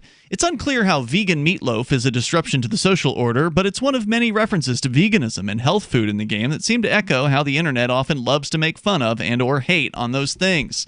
Quote, "Everyone loves the tofu chip cookies you made in honor of Karl Marx's birthday," reads one of the cards. Another card mentions the, quote, "homemade granola you brought for lunch," unquote. A historian, though, says the game gets socialism wrong. This is where we get into... Well, I like granola. Okay. Yeah, so do I. This is where we get into the critiques from some of the socialists. Surprise, surprise, a member of academia defending socialism. Right. Nick Kapoor is his name on CNN.com, citing his Twitter profile. Quote, "It goes without saying that this game is entirely uninterested in trying to understand what socialism actually is and how it might function," says the He still thinks it might function, eh? Jeez. Well, right. So clearly this person, Mr. Kapoor, who is an assistant professor of history at Rutgers University, somebody who's teaching young people in this country. This person believes... No, he's not teaching young people. He's helping someone else teach young people. Right. This person believes that socialism just hasn't been tried right yet. It still is out there in the theoretical land, and all these attempts have not been real socialism. Wow. Well, to some extent, the same argument can be made about anarcho-capitalists in that, real capitalism hasn't been tried, and a lot of the problems that we have in what we call a capitalist system are a result of actually not having real capitalism, not having sufficient freedom. The thing is, almost capitalism has lifted a huge number of people out of poverty and improved standards of living, hundreds of millions, for billions, the whole year. And almost socialism has delivered a boatload of corpses and little else. Mm-hmm. So, I don't think it's so they're obvious, barking right? up the right tree. We got more, though, on the way about this. If you want to comment, more of you've got his tweets pulled up, right, Vincent, this Kapoor guy? No, they do interview him in the article, though. Okay. Yeah, I know they talked to him. I thought you were looking at some of his tweets earlier. More on the way here, 855-450-FREE. That's 855-450-3733. We'll share some more of the critique of this game, and you can share your thoughts as well with us here on Free Talk Live, 855-450-FREE. Like freedom. She seems happier. Her fur is so much shinier, silkier, softer. She has really mellowed a lot. Sheba is 105 lean pounds of shiny, smooth, happy dog for life. The shedding has stopped. The itching has stopped. Since 2001, we've helped more than 250,000 dogs get over their nutritional deficiency miseries. And saved our customers bazillions in vet bills. Everything we tried failed except the Dynovite. Come to Dynovite for help. DINOVITE.com. If you want the dog to be healthy, you got to feed it something healthy. The omega-3 fatty acids, flaxseed, zinc, alfalfa, the digestive enzymes that are cooked out of regular dog food. Dynovite is nutrition. Dynovite for life. Don't let your dog itch, scratch, stink, or shed like crazy. Come to Dynovite for help. 859-428-1000. 859-428-1000. DINOVITE.com. If you're looking for work, or even if you're not, here's an innocent mistake you really want to avoid. Never return calls before listening to your voicemail. Your wireless phone sends calls you didn't answer into voicemail, and it shows you phone numbers for calls you missed. Important, don't call back callers you missed until you have first listened to your messages. Otherwise, you frustrate people who bothered to leave messages by asking them to repeat a message they just left as your voicemail greeting instructed them to. If you're a job applicant, this alone could be a deal killer. And even if you're not, there are few things you can convey to someone that are as fundamentally maddening as, "I didn't hear you." With money and attention so scarce now, effective communication skills have never been more important. For more tips for job seekers and everyone else, hit survivalspeech.com. I'm Holland Cook. Are you tired of governments murdering people around the world? Stop using their money. There is an alternative. Bitcoin is a stateless, free market, non-political currency. Bitcoin cannot be inflated or controlled by any government. By using their money, you are helping the state. Stop doing it. You have an incredible alternative available now. Learn it, use it, spread it. Get started with Bitcoin at bitcoin.com. That's bitcoin.com. The LRN.FM social media channels have been revamped. We've eliminated Facebook and focused on other platforms like Twitter and Mastodon, the decentralized alternative to Twitter. On our accounts, you'll find posts from multiple LRN.FM show hosts together in one place. Follow us on Twitter at twitter.lrn.fm, or better yet, move to the decentralized Mastodon social media platform at toot.lrn.fm, toot.lrn.fm. I think you'll like it. Free Talk Live. Rights are inherent because we're humans, and they're a good idea that we respect among one another. Look, I mean, I believe in the I believe in your right to defend yourself. So if you want to, don't you believe in the right as a country to defend our borders? Collectives don't have rights. Only individuals have rights. No, we have right as a collective, as a country.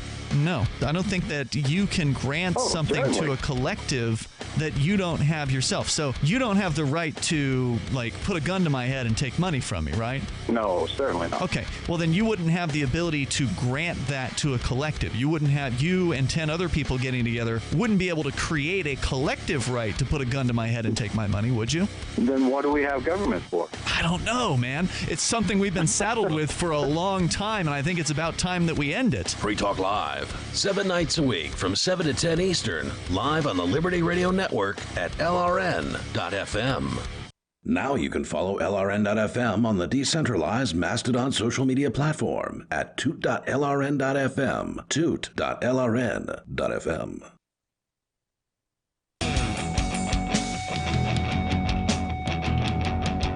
This is Free Talk Live, and you can bring up whatever you want. Here, our toll-free number is 855-450-FREE, like freedom. We're talking about a version of Monopoly that is setting off, triggering, if you will, some of the people online. Triggered! Yeah, they are mad as hell. It's about socialism. So Monopoly Socialism, where they're basically just lampooning socialists. And, of course, they don't take a joke real well, so... they are mad, and we're going to get into more about that, plus your calls and thoughts about whatever's on your mind. On the way, Vincent, you want to get really serious about something going on over in the Middle East, Jerusalem, I guess? Yes, absolutely, Jerusalem. So you've got that to talk about on the way here tonight. 855-450-FREE is our toll-free number. That's 855-450-3733. Edge Wallet. That is the wallet, the cryptocurrency wallet that I use more than any other. As a matter of fact, I used it today to pay for our breakfast over at the local bar where we went earlier. Nobody. And Edge Wallet makes that super easy. In fact, you can buy, sell, trade, and securely hold your favorite cryptocurrencies: Bitcoin, BTC, Ethereum, various tokens, Monero, Ripple, Stellar, Dash, Bitcoin Cash, Ravencoin, and more. Go to edge.app to learn more about the Edge wallet, or just download yours for iOS or Android devices through your app store of preference. It's Edge Wallet. Go to edge.app. That's their website, and they will help you secure your freedom with the Edge wallet. As we continue here, we're talking about the socialism version of Monopoly, released I'm not sure when by Hasbro. It's hard as hell to find any information about this game, but presumably within the last couple of weeks. Because the guy's video review from the, I think he said, Board Game Museum, that was August 16th. Correct. So it was about a week ago. Could you do me a favor and download that video review in case YouTube snatches it? I don't think you're going to see this getting taken offline. For not that bad. I mean, they've gotten pretty bad recently, but not that bad. I don't think they'll take down a board game video. Although, I won't put anything past them at this point. I don't know. I am so horrified by the media giants, and just the sheer amount of power that they have in moving the unthinking masses just by choosing what to show them and what to hide. I absolutely agree, but in this case, I'm actually starting to become afraid. Not more, just as, if not more so, of the masses, because this is the second time this month that the masses got a product taken down before it was even released widely. What was the other one? The Hunt, that movie that's coming out in theaters, a Blumhouse movie called The Hunt. Where they got it canceled? Yeah, they just had one trailer come out, right? One trailer didn't show too much about the plot, but the basic gist. And then you have a whole the newly coined right-wing outrage machine demanding it get taken down, saying it's advocating violence against Trump supporters or something, even though they don't even mention Trump's name in the trailer. So they got that that I was looking forward to that movie. There's nothing new about the right-wing outrage machine. Oh no, I know, but just in general, so a lot right-wingers got Hollywood to cancel a movie? Unfortunately, yeah. Or they at first they just canceled the marketing campaign. Then they pulled the movie from theaters. It was going to come out in September. So we got two different examples of the same thing happening here, right? You got right-wingers who convinced Hollywood to pull a movie. Well, it was Blumhouse, which is it's more. I don't want to say it's more independent of Hollywood. It's not one of the big major studios. Okay, but generally the Hollywood's considered lefty, and the I wonder if there's a torrent of this thing out there. It hasn't even probably not. It hasn't. I hope they release it eventually, because even before this whole controversy, I was looking forward to it. It looked like it looked like a genuinely good movie, and this is from the studio that brought us The Purge, right? The Purge franchise, all those movies. So people are fine with, a bunch of yuppies just randomly killing people one night out of the year, right? People are fine with those movies, no big outrage. But then this comes up, it's not even released yet. I'll give it at least to the the leftist outrage machine. At least they waited until it was released. Well, they didn't know. Complaining. They didn't know. There's been no publicity around this. I think what happened was this game just showed up in stores. And now somebody found out about it, and they're butthurt, and they're just shouting out loud as they can on their websites and Twitters and such.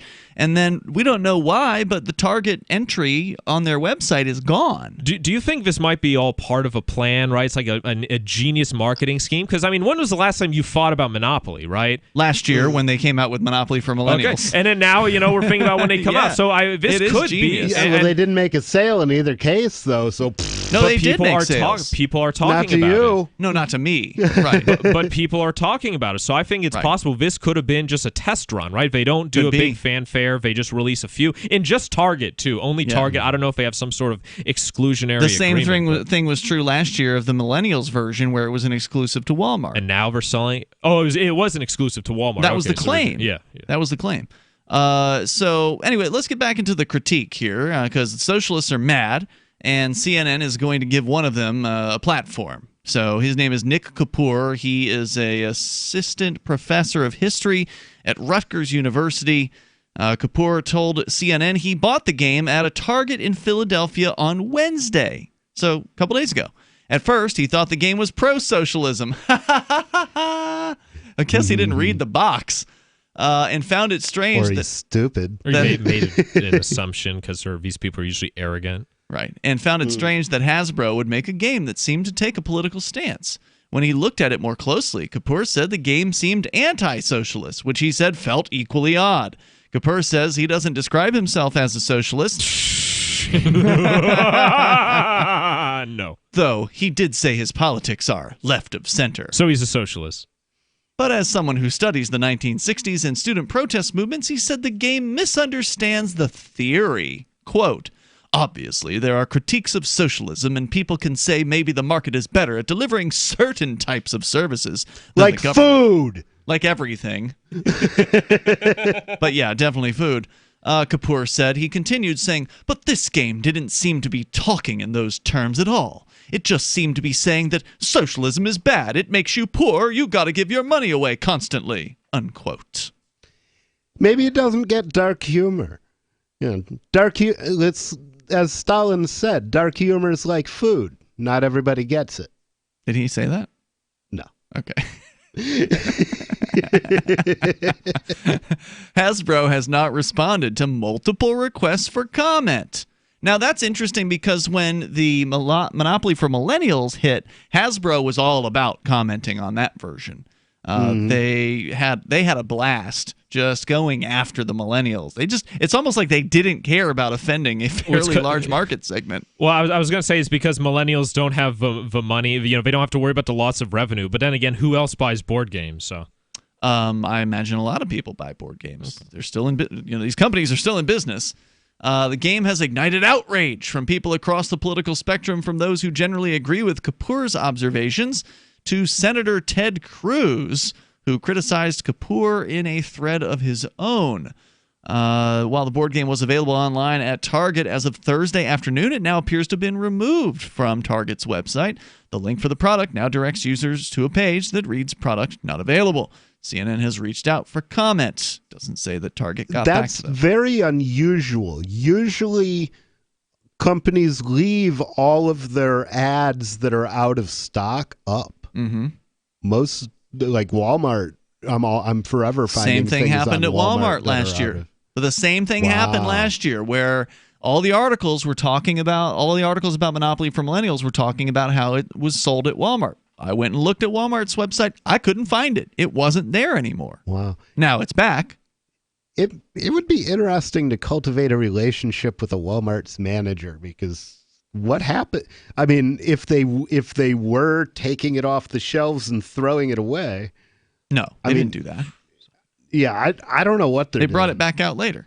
Okay, the they did for with the millennial thing. Yeah. And even if they did have a recall, I'm sure you're not going to just find them in the dumpster. I'm sure all these employees are going to sell them on their own. Oh, hell eBays yeah. and Amazons. Well, that was what I had in mind. Which is why I suspect, I want to call up the Target here in Keene and see if they have any copies left. If so, I'm sending you out, nobody, and go grab one before they close tonight. Nobody will do that. There's more coming up.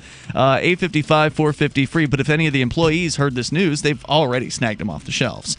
So 855 call us. 855-450-3733. You can join us here on the radio, whether you want to talk about the socialist monopoly or whatever's on your mind. It's Free Talk Live. Have you checked your Google search results lately? Search results are usually the first impression that people form of you or your business. So make sure that they create a positive impression with Reputation Defender. What the internet says about you can have a big impact on your life and your livelihood, even if it's not true. Fortunately, you can now control how you look online and in online search results with Reputation Defender. Call 800-831-0771 now. That's 800-831-0771 for your free reputation analysis. If you have negative material from an ex-employee, upset patient, or former client, newspaper article, legal issue, social media, or other source showing up in your search results, you can combat it with Reputation Defender. Our dedicated experts in patented technology can help make your online search results look their best. Call 800-831-0771 to learn more. 800-831-0771. That's 800-831-0771. Let me ask you something. What are you doing when you put money in a 401k or IRA,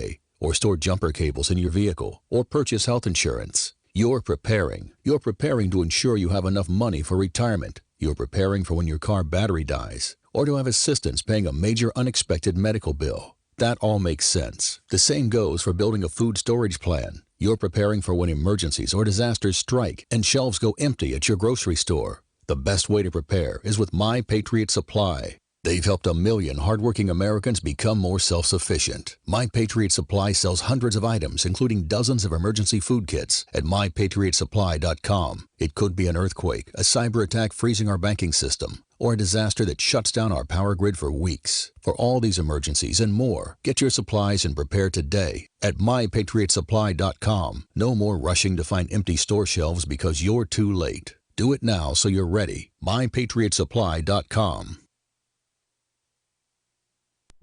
Is spreading the message of liberty, cryptocurrency, and peace around the globe worth $2 per month to you?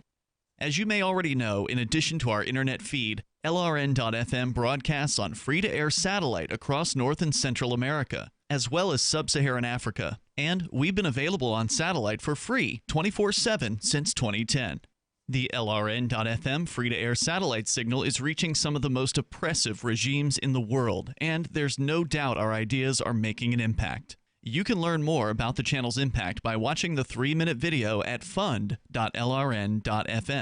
If you'd like to help free minds globally with our ideas of liberty, cryptocurrency, and peace, you can donate as little as $2 per month via fund.lrn.fm.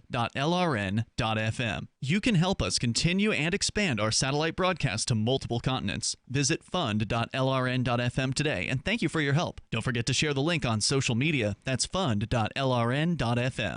Some of you asked, and now we've delivered. LRN.FM's live Keene, New Hampshire studio shows are now streamed in HD on Twitch. Visit our channel at twitch.lrn.fm and give it a follow. If you have Amazon Prime, you get 1 free subscription on Twitch. If you use it on our channel, Twitch will give LRN.FM a monthly piece of your Prime subscription cost. So please watch, follow, share, and subscribe to twitch.lrn.fm. That's twitch.lrn.fm. So you've signed the Shire Society Declaration and are planning your move to New Hampshire to be around more liberty-oriented people. Next, sign up for the Shire Society Forum at forum.shiresociety.com. There are a bunch of people there who are already in the Shire, and they want to meet you. If you're already in the Shire physically, you should also come by the forums. Remember, not everyone uses Facebook. New people are signing up for the Shire Society Forum every month, so drop in and say hello at forum.shiresociety.com. This is the Liberty Radio Network, broadcasting the latest liberty-oriented audio content 24 hours a day at LRN.FM.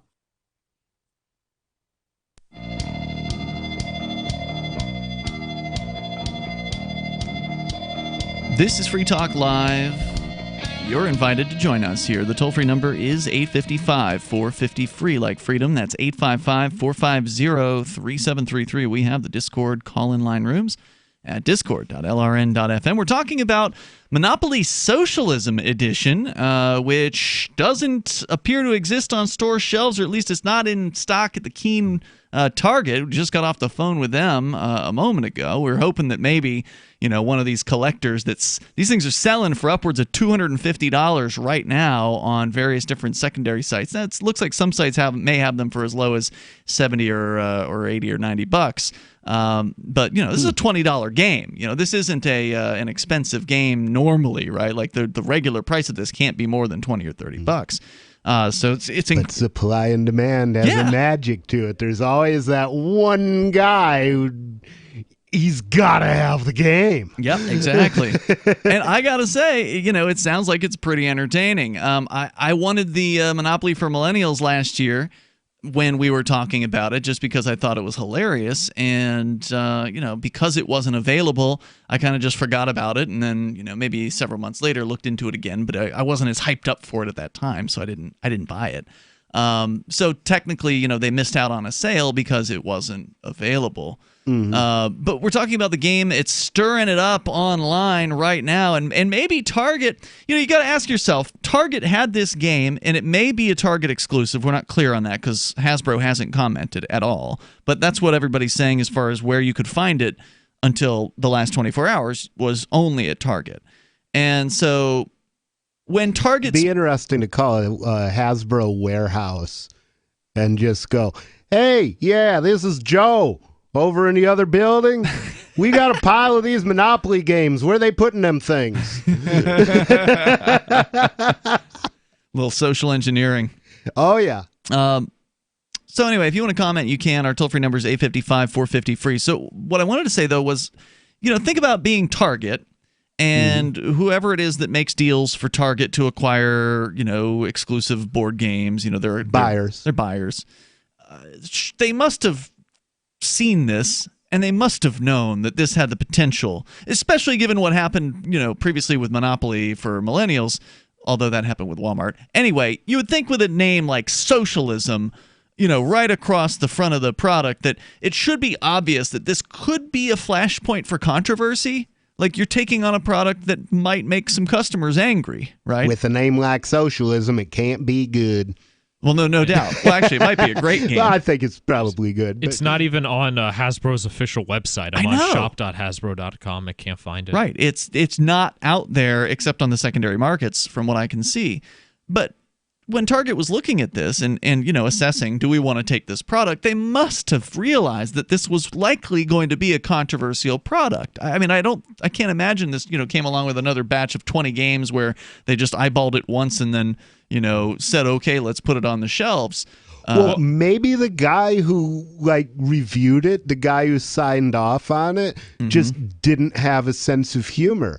And the guy who designed the game knew what it meant, but the guy who signed off on it was like, oh, yeah, another branded Monopoly. I mean, they did a University of Michigan Monopoly. They've got them all. Yeah. There's a Monopoly for everything. I think it's we have to remember there's sort of a fake consensus with Twitter, right? And it's like Nancy Pelosi said it regarding to AOC and the Squad, that the majority of their support, like the radical support, is on Twitter. So I'm sure in like everyday America, right, just like, IRL people, they don't have like a big issue with it, even if they are socialists, right? But on Twitter, that's the thing. The issue is it's controversial on Twitter. The outrage gets magnified. Absolutely. Yeah, people feed on it. There's just people who live on Twitter all day who want to complain about things. And it's like so many times you see products get taken down, not because of a letter writing campaign, not because of people picketing the business, because someone complained on Facebook or Twitter. Right. Well, like one person. It just takes one person for something. At Target or whatever. Yeah. And the big magnification effect is that anger is energizing.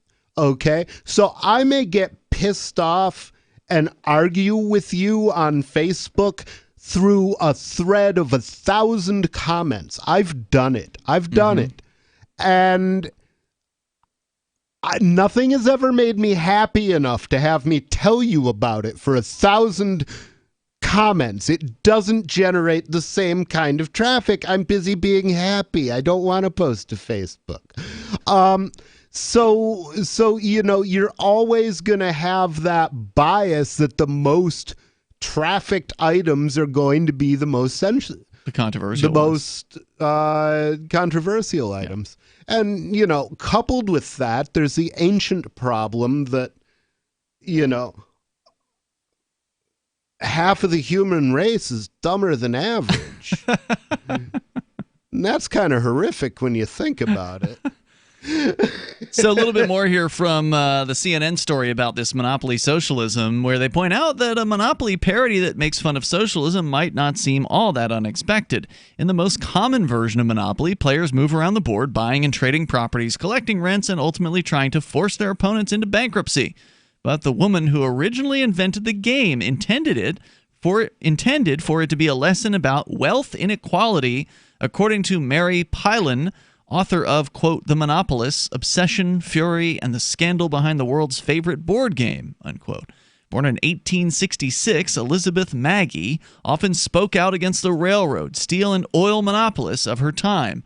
In 1904, she invented and patented what she called the landlord's game. In the game, players circle the board buying up railroads, collecting money, and paying rent. It has two sets of rules, one for monopolists and the other for the anti-monopolists, to show how different approaches to property ownership could result in different social outcomes. Pilon wrote in a 2015 article for the Smithsonian that Maggie's game was initially sold by a New York-based publisher, but homemade versions of it spread throughout the Northeast. Eventually, she writes, a man named Charles Darrow copied a version of the game and sold it to Parker Brothers in 1935. Maggie sold her patent to Parker Brothers the same year, thinking that more people would now get to learn about economic inequality, but it didn't exactly work out that way. Monopoly became a hit, selling 278,000 copies in its first year and more than 1.7 million the next. That's a tremendous success. And this was in 1935. Quote, but the game lost its connection to Maggie and her critique of American greed and instead came to mean pretty much the opposite of what she'd hoped. Now, nobody, you said this woman was a Georgist. Is that right? Yeah, she was that's how I heard the story. And can you define a Georgist for our listeners? Well, Georgists were followers of a guy named Henry George.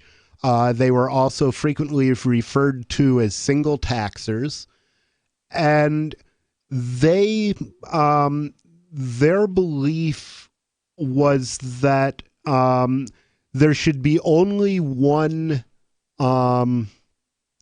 tax that people had to pay, and that was not property tax but land value tax. Okay. What's the difference? If you bought a field under the land value tax and built a mansion on it, your property taxes wouldn't change. Ooh. Because it's based on the value of the land, which is unchanged. And so now there are some technical problems with that, like how do you determine the actual value of the land under the Empire State Building without moving said building and auctioning it? But by looking at neighborhood effects, people could get a reasonably good idea. And what he wanted done with the money is he wanted to have a what minarchists call a night watchman state, that basically enforced laws against robbery, rape, and murder. He wanted zero economic regulation, except that for the amount of land you were using, you threw into the kitty, and 20% of it, I think, was to be used for the administration of the police and jails for common crimes. And he was pretty libertarian in how he defined crime. He talked about, vice is not a crime. And the other 80% would be divided by the number of people there, and distributed as a minimum guaranteed income. And that was the original idea of the minimum guaranteed income. The nice thing about the system from a libertarian point of view is if you're occupying less than the median amount of land, that is, if half of the people in your society occupy more land than you do, then you should get slightly more from the minimum guaranteed income than you pay in the land value tax. And so you can just ignore the system, and maybe there's money building up in your name in an account somewhere, but if you don't like the system, you don't have to touch it. The toll-free number here, 855-450-FREE. That's 855-450-3733. Coming up, Vincent's going to get serious, go to the Middle East. Story about Jerusalem and the Palestinians coming up. Free Talk Live. Anarchadelphia is a conference dedicated to the principles of liberty, individual sovereignty, and freedom from coercion, located in Philadelphia, the cradle of liberty. Anarchadelphia seeks to shed light on issues such as geopolitics, blockchain economics, spiritual health and wellness, as well as exposing the Earth's sacred hidden knowledge, featuring Mark Passio, Max Egan, Derek Brose, Jeff Berwick, and many more this September 13th through 15th. For info and tickets, visit anarchadelphia.com. Bitcoin.com has launched a trading platform at local.bitcoin.com, allowing you to buy or sell Bitcoin Cash via dozens of payment methods like PayPal, Venmo, bank deposit, remittances, or meeting in person with cash. There are no ID requirements to sign up for and use the site, and all communications between buyers and sellers are encrypted. Finally, a global trading platform that respects your privacy. Visit local.bitcoin.com to get started trading Bitcoin Cash. local.bitcoin.com. The new 4th edition of Healing Our World, The Compassion of Libertarianism, will take your understanding of liberty to a deeper level and has over 1,300 updated references, new cartoons, and a foreword by Dr. Ron Paul. With discounts for multiple book purchases, the 4th edition of Healing Our World is a great gift for the liberals, pragmatists, environmentalists, and Christians in your life who think libertarianism is cold-hearted. Get yours today at healing.freetalklive.com and use promo code FTL for a $5 discount. So you've heard all 3 hours of the latest episode of Free Talk Live, and you're still hungry for liberty-oriented audio content? Did you know that we have another 24/7 audio stream at LRN.FM? The Liberty Radio Network airs the latest episodes of some of the best liberty-oriented podcasts on the internet around the clock. In addition to recorded content, you'll also hear live shows like Free Talk Live, originating from our Keene, New Hampshire studio. So listen anytime at LRN.FM. That's LRN.FM. You're listening to the live edition of Free Talk Live. Hour number 3 is next after the news here on the Liberty Radio Network at LRN.FM. This is the Liberty Beat, your daily source for liberty news and activist updates. Produced in partnership with SNLS News and listeners like you. Online at libertybeat.news and snls.news. I'm Mick Murrow with your latest edition of the Liberty Beat. Gold is trading at $1,498, silver at $17.05, and Bitcoin is trading around $10,180. Today's prices are brought to you by InnoScale. Take off with Managed Cloud. Looking for a safe, secure way to store your important files online? Let InnoScale handle it for you. Their high availability cloud servers are the perfect solution for clients needing one or more secure, scalable servers with built-in hardware failover protection. For details, see them online at innoscale.net. In the news, a rather shocking study published this month by the Proceedings of the National Academy of the Sciences names police officers as the 6th leading cause of death among young men. Activist Post reports that police killings were only preceded in frequency by accidental death, a category that includes drug overdoses and car accidents, at 76.6 deaths per 100,000, followed by suicide, other homicides, heart disease, and cancer. The killings by police include shooting, choking, beating, and various other ways that police have taken the lives of Americans. Even more damning than finding out that police are a leading cause of death for young men is the fact that the lead researcher of the study and an assistant professor at the School of Criminal Justice at Rutgers University, Frank Edwards, says the numbers may be an undercount. The Liberty Beat is sponsored in part by Brave Botanicals, high-quality kratom and CBD at reasonable prices with excellent customer service. Brave Botanicals is activist-owned and mission-driven and believes so strongly in the power of kratom, they're giving it away for free. Just go to freeounceofkratom.com for a free ounce of kratom delivered to your door. Just pay shipping. That's freeounceofkratom.com. This is the latest edition of the Liberty Beat. Find us online at libertybeat.news and snls.news. Your news now continues.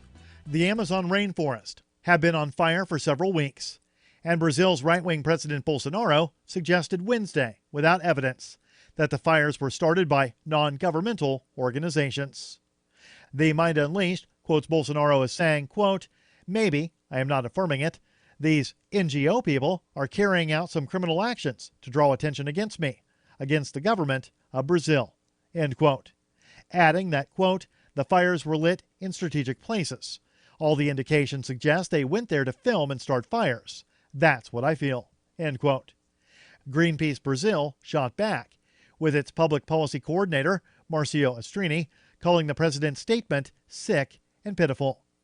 In a video that's gone viral, a Brazilian woman expressed anguish as she pointed to the destruction the fires have brought, which she blamed on deforestation for cattle ranching, a practice that Bolsonaro has actively encouraged. The video was shared by the U.S.-based Sunrise Movement, which said in a tweet, quote, "We cannot tolerate political agendas of deforestation. We will not watch our future burn away," end quote. With his company stock in freefall, Overstock.com CEO Patrick Byrne resigned as CEO Thursday, effective immediately, after he stunned investors by disclosing his entanglements with the deep state.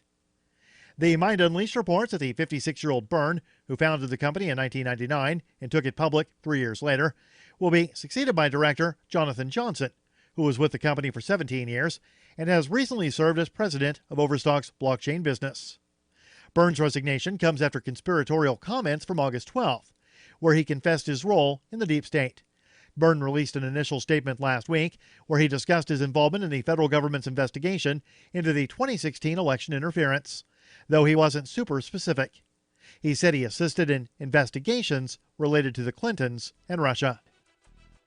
Support for the Liberty Beat comes from the Conscious Resistance Network, featuring videos, news reports, and articles from a spiritual anarchist perspective. Experience the Conscious Resistance at theconsciousresistance.com. How would you like to have your business featured on the Liberty Beat? You can. Just send an email to libertybeat@snls.news for details. This is the Liberty Beat, produced in partnership with SNLS News and listeners like you. The Liberty Beat is online at libertybeat.news and snls.news. I'm Mick Murrow, reporting for the Liberty Beat, reminding you, spread liberty with a smile.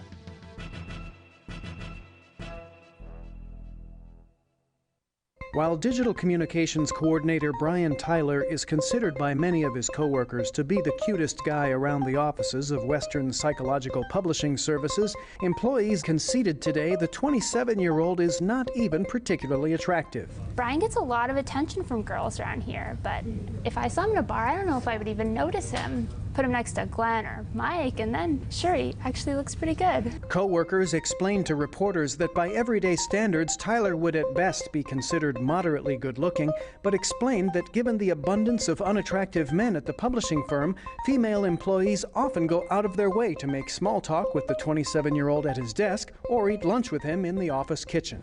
I saw him walking to work the other day, and half the guys on the street were easily better looking than him. But here, he's the hottest guy around. It's almost kind of sad. I mean, don't get me wrong, I'd still f him. This is the Onion News Network.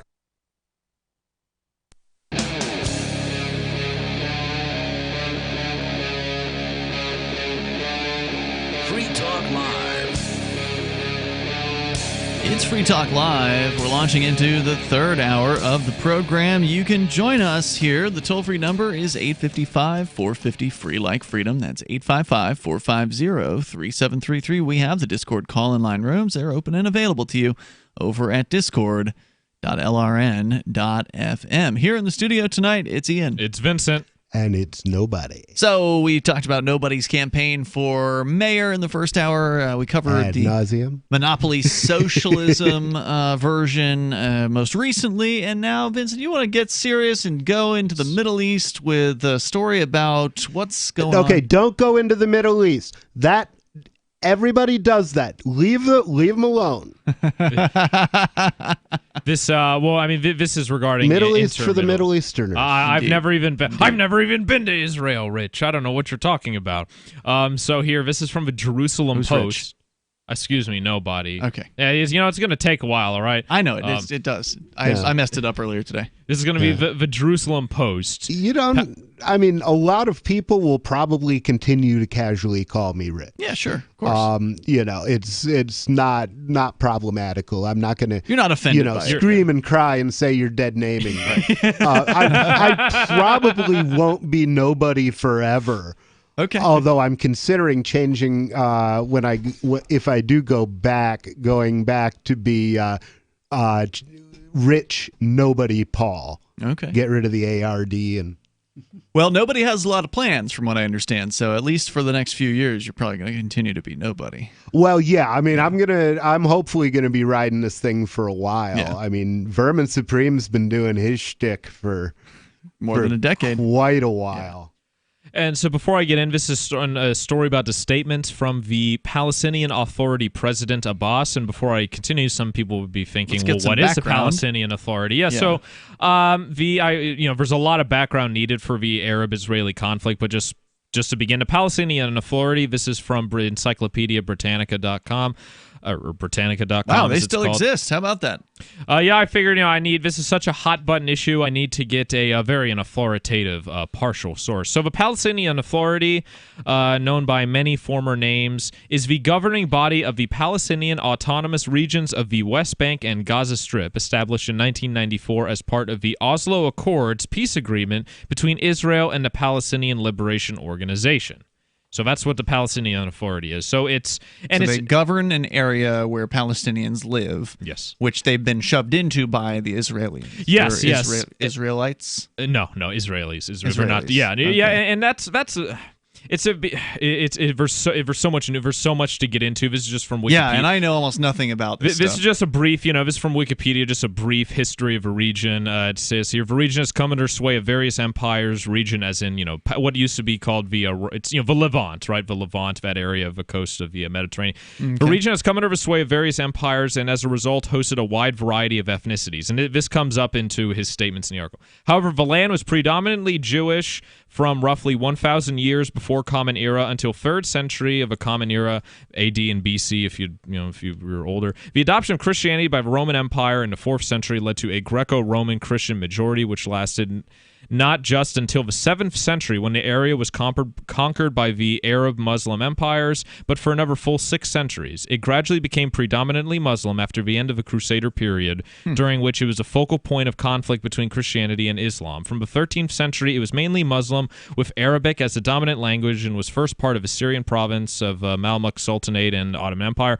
until British conquest in 1917-18. Okay, now this is... So it's been Jewish, it's been Christian, it's been Muslim... Well, it's like Jewish as in the tribe of Judah, right? As like the ethnicity rather than the religion. Then it was Hellenized, right? Because Alexander the Great conquered it. So now in more contemporary history, a Jewish national movement. Did it get a significant Greek population at that time, or just Greek governors? Just like Greek speaking and ideas. So there wasn't much mass migration, like not a bunch of people from Greek. It was just it's complicated. A Jewish national movement, Zionism, emerged in the late 19th century, partially in response to growing anti-Semitism, as part of which Aliyah, Jewish return from diaspora, increased. During World War I, the British government... Zionism is where What again? I know I've asked this like a million times over the years. There's many different definitions. My understanding of it is the belief that the land of Israel, as it's known, belongs to the Jewish people. Even though the Jewish people have been, there's many different types of Jews. There's been a diaspora for thousands of years. A lot of the Jews who, are the Palestinians Jewish? Yeah, you can recognize as Zionists because they'll keep selling you their house and then kicking you out of it. They're the Palestinian Authority president refers to that. He claims that Palestinians are descendants of Canaanites. In theory, it's like you hear the term anti-Semitism. My understanding is Semite. It's a group of languages, Semitic languages. So some people do consider Palestinians to be Semites. Yeah, Arabic is a Semitic language, and Palestinians are Semites. So during World War I, that's just one of the many ironies of the way we use language. So some of these Israelis are anti-Semitic, right? When they the ones who abuse the Palestinians. Are the Israelis tend to be Jewish? I believe some think that they're exclusively Jewish. A lot of them came from after World War II. A lot of them came from Eastern Europe Europe to settle in because it was a huge immigration. It was like the Free State Project for Jews in a sense. Israel considers itself to be a Jewish state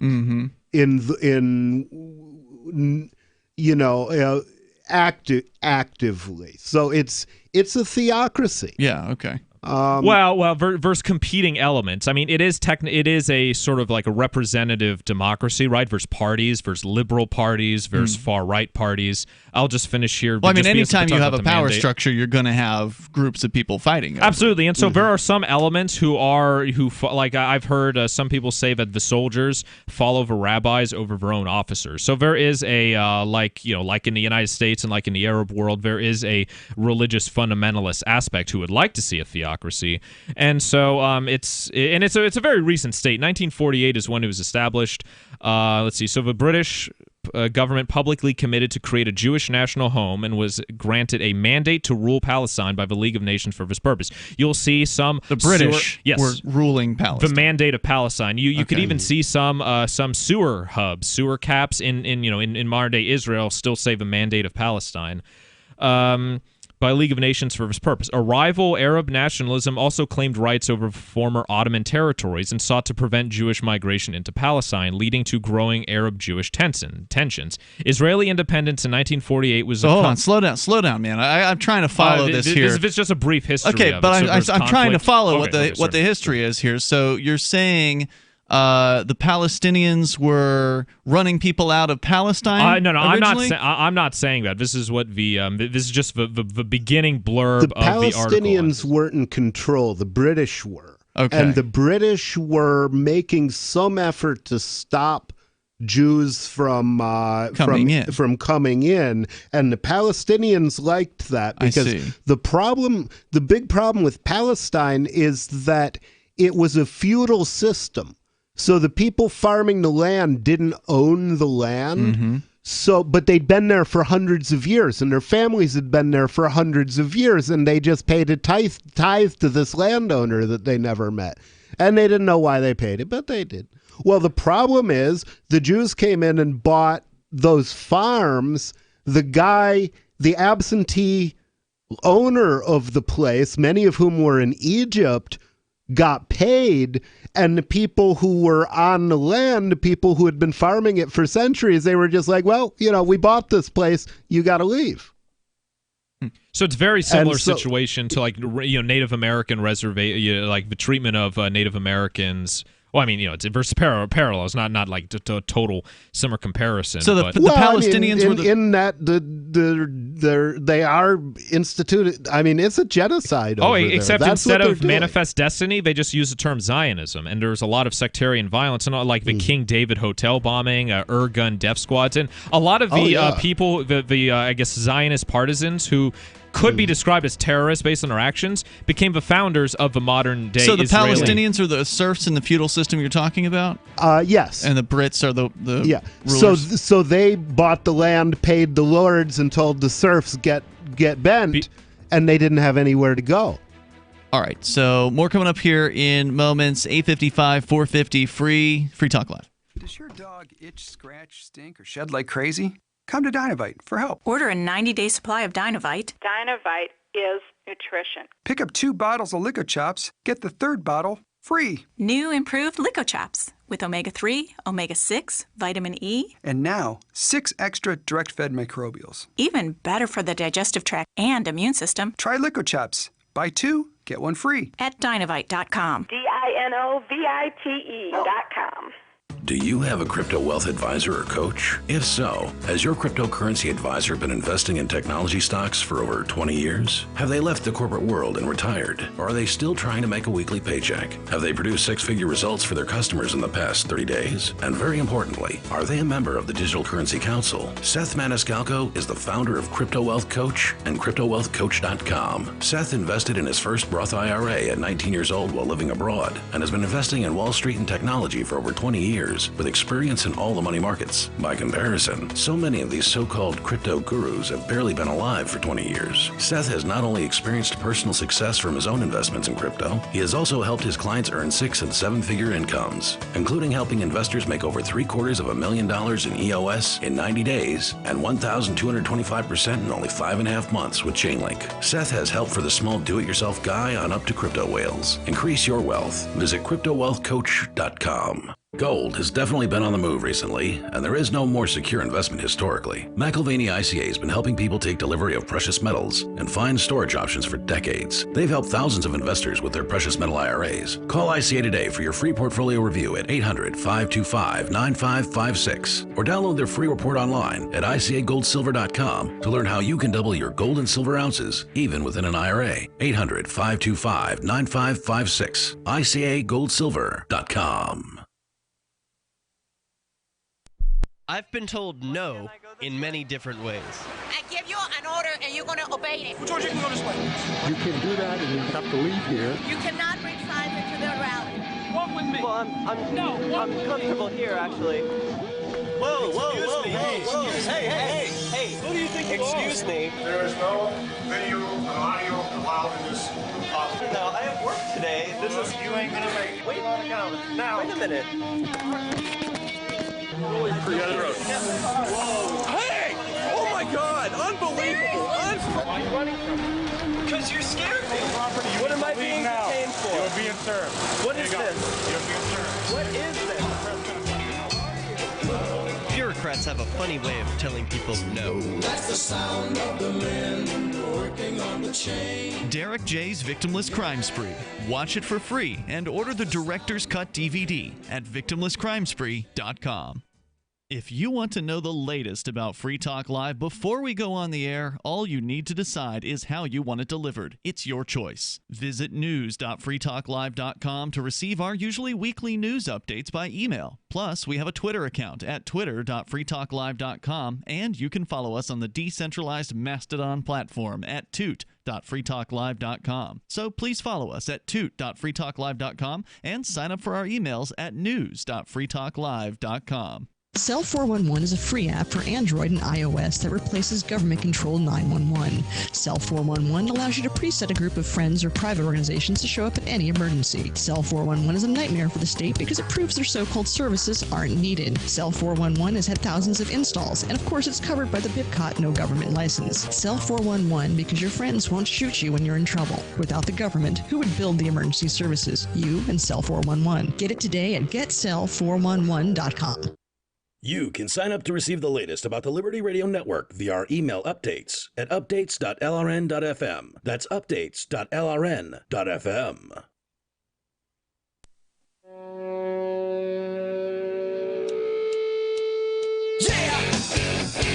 This is Free Talk Live, and you can bring up whatever you want here. Our toll-free number is 855-450-FREE, like freedom. That's 855-450-3733. Free Talk Live is brought to you by the folks over at AnyPay, where they've set up a website called helpmetakebitcoin.com. If you are ready to start taking cryptocurrency, at your business. Maybe you've got a local business that people come to, or maybe you come to your customers. Maybe you're like a plumber or some other service provider, and you want to be able to accept cryptocurrency like Bitcoin or Dash or Bitcoin Cash, Zcash, and several others. You can do that now with AnyPay. Just go to helpmetakebitcoin.com. They'll walk you through the process. Even if you're starting from zero, you don't have your own wallet, you've never done anything with crypto before, they'll make it easy, and it is way easier than you probably think it's going to be.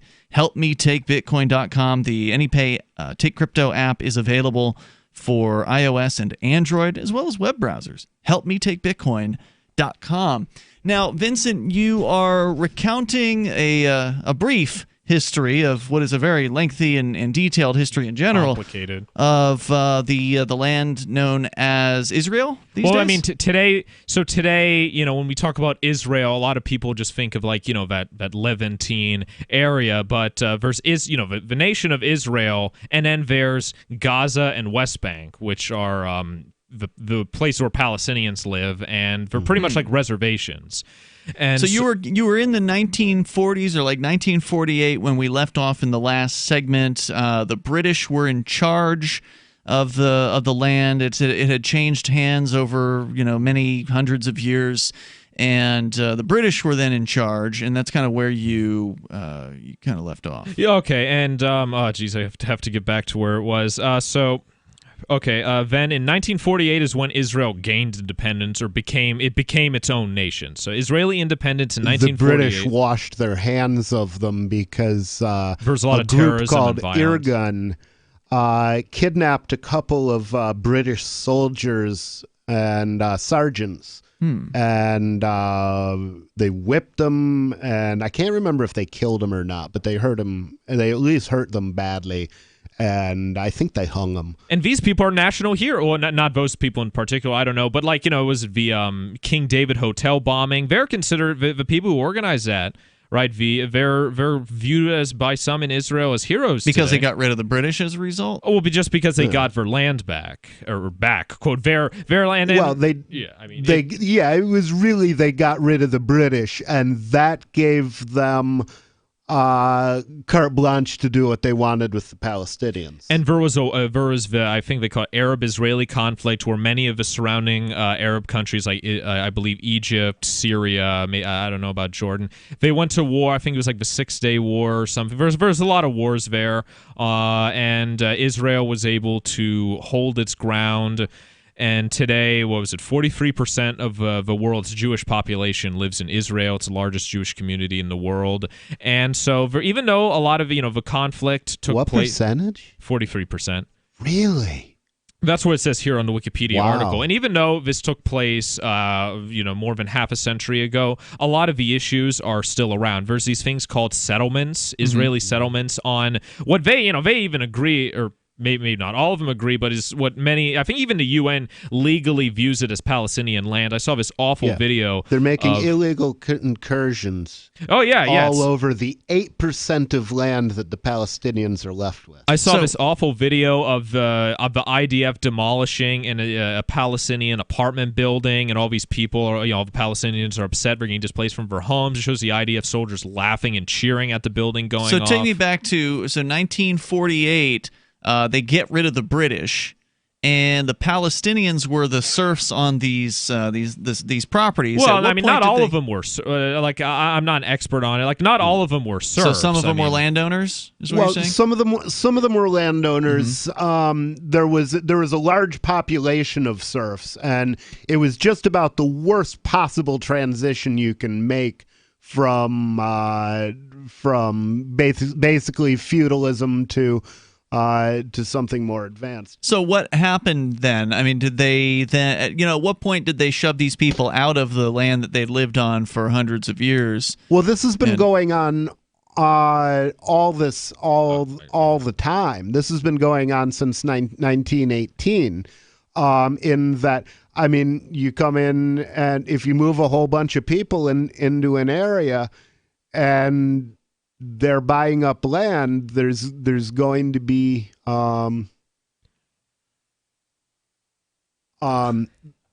There's going to be conflict, and then I have here on the so to answer your question, Ian, this is Wikipedia. On May 14, 1948, at the end of a British mandate, the Jewish agency, led by David Ben-Gurion, who became the first prime minister of Israel, declared the creation of the State of Israel, and the same day the armies of 7 Arab countries invaded Israel. The conflict led to an exodus of about 711,000 Palestinian Arabs, known in Arabic as al-Nakba, the catastrophe. Later, a series of laws passed by the first Israeli government prevented Palestinians from returning to their homes or claiming for property. Wow. They and many of their descendants remain refugees. The flight and expulsion of the Palestinians has been widely and controversially described as having involved ethnic cleansing. And according to a growing consensus between Israeli and Palestinian historians, expulsion and destruction of villages played a part in the origin of the Palestinian refugees. And now that they've settled someplace else, West Bank and Gaza, they're doing that again. The Israelis were displacing them all over again, and you have these these sick and twisted Christian Zionists in the United States. Who set up the current locations where these people are became refugees, where they went to the West Bank and Gaza? Was it the UN? Was it the Israeli government? It was what? More or less the Israeli government. If you look at at a map. There's a thing on the internet that will show a map of Israel in the various 1948 borders, 1967 borders, and more modern borders, and you'll see that the area occupied by Palestinians is just getting smaller and smaller and smaller, and the two areas they have left are so basically Gaza and West Bank, and many of the places where the Israelis are claiming are locations that are important to their religion. Like for instance, Bethlehem, right, the village where Jesus was born. That's part of West Bank. So they're like, we want this back. Well, that's part of everybody. Well, not Bethlehem. They couldn't care less about Bethlehem, obviously, but like other places, like the like places related to Abraham or Moses. So that's the huge conflict over Jerusalem. Is that there's a lot of holy sites in Jerusalem, and Israel has always talked about moving their government to Jerusalem, and the Palestinians are horrified by that. And idea. Trump is helping. Trump and Jared Kushner are helping, helped make that happen by moving the embassy there. And now Jared Kushner is in charge of making the peace deal. Right. Just to be clear, Jerusalem is where in relation to the Palestinians? So Jerusalem used to be an international city, but then the Israelis pretty much did whatever they want after 1948. So it used to be, they didn't call it their capital. Tel Aviv was technically the Israeli capital, but now that Trump moved the embassy there, all these Christian Zionists and Trump, they're calling Jerusalem the eternal capital. And is there a lot of Palestinians in Jerusalem? Oh, Jerusalem? Yeah. Okay. Yeah. Is that part of West Bank or Gaza? No, it's part. I think it's in Israel, but that's where the Dome of Iraq is, and that's very important for Muslims. All right, more coming up here in moments. Why can't they just leave these people alone? It's Free Talk Live. I am giving away $100 in Bitcoin Cash on September 2, 2019. And I'm not giving it away because I like giving away money. Quite the contrary. It's because I need a favor. Please go to demo.freetalklive.com and fill out the survey there as thoroughly as you like. There's an optional email slot, and if you put your email in there, you will forever be signed up for whatever prize I'm giving to incentivize people that month to fill out my form. Advertisers need this info on our listeners, so fill it out as truthfully as you can, please. Demo.freetalklive.com. Anarchadelphia is a conference dedicated to the principles of liberty, individual sovereignty, and freedom from coercion, located in Philadelphia, the cradle of liberty. Anarchadelphia seeks to shed light on issues such as geopolitics, blockchain economics, spiritual health and wellness, as well as exposing the Earth's sacred hidden knowledge, featuring Mark Passio, Max Egan, Derek Brose, Jeff Berwick, and many more this September 13th through 15th. For info and tickets, visit anarchadelphia.com. This is a special alert for business owners, consultants, coaches, folks planning retirement, entrepreneurs, and anyone who is saving and investing to build a financial future. You are likely aware that financial privacy for most people has recently died a miserable death. And let's face it, without privacy, there really is no security, is there? Bankrupt governments and banks on the verge of collapse are perhaps the biggest threat to your financial future today. The Lighthouse Law Club recognizes this and has been working diligently to provide safe, secure, and productive tools to ensure your privacy, your financial security, and your future financial well-being, despite the catastrophes which many people fear are looming ahead of us.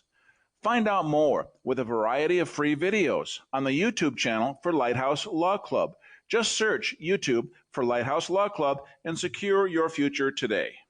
Are you a cryptocurrency advocate? The Crypto Tip is the ideal outreach tool to help new people discover cryptocurrency. It's a printable business card-sized tip that you can give to service providers, preferably in addition to a good cash tip. When the server scans the QR code, it'll bring up an explanation of cryptocurrency, how to install a wallet, and allow them to claim the tip. If they don't claim the crypto, you get your tip refunded to you after a time period you specify. Plus, if they do claim the tip, you get an email alert. Create as many tips as you want at cryptotip.org. That's cryptotip.org. There are lots of ways to listen to Free Talk Live. Our podcast has been around since podcasts began, and now the FTL feed is loaded with content besides our full show archives. Did you know that we make it easy for you to customize your podcast subscriptions? We have different feeds, one that includes only our full shows, one with just the Daily Digest, and one with just the Edgington Post. You decide what you listen to. It's quick and easy to customize your feeds at feeds.freetalklive.com. That's feeds.freetalklive.com.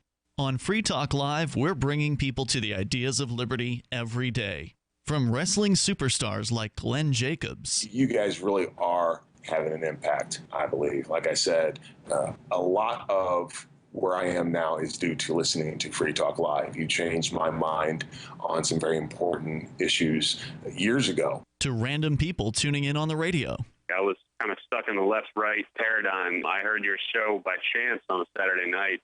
From there, I went on, joined the Free State Project, and become an amplifier. So, I mean, that's really the reason why I amp is because I know that if it wasn't for you guys being on as many stations as you are, I never would have found the ideas of liberty. Your amp will directly change more lives by getting Free Talk Live in front of people looking for talk radio online and on the air. When you amp Free Talk Live, you get perks like access to the AMP-only Facebook group and AMP podcast. Visit amp.freetalklive.com. What's up next? Visit the Liberty Radio Network program guide to find out at shows.lrn.fm. That's shows.lrn.fm.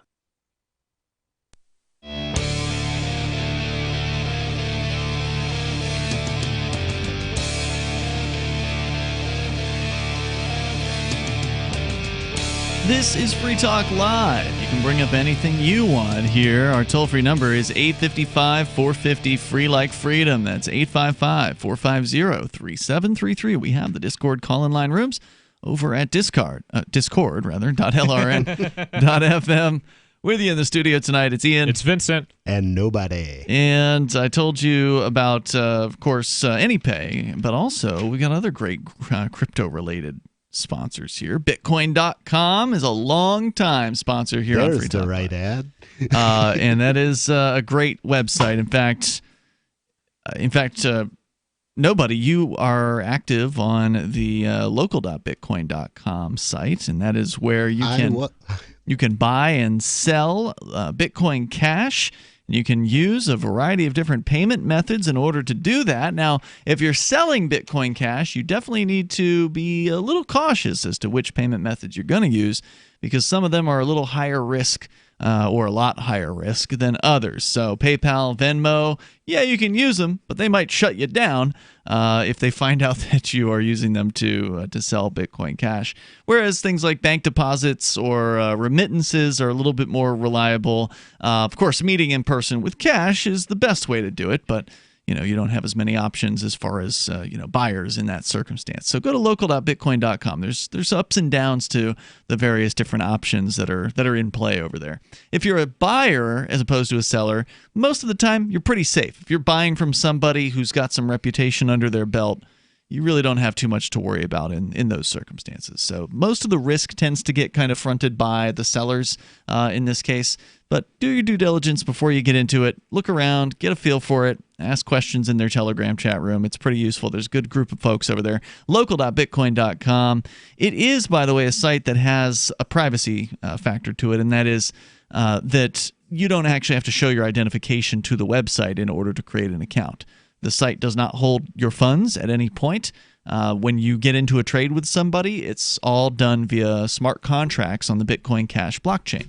So the website itself is not actually involved beyond providing the contract for you to put your Bitcoin Cash into.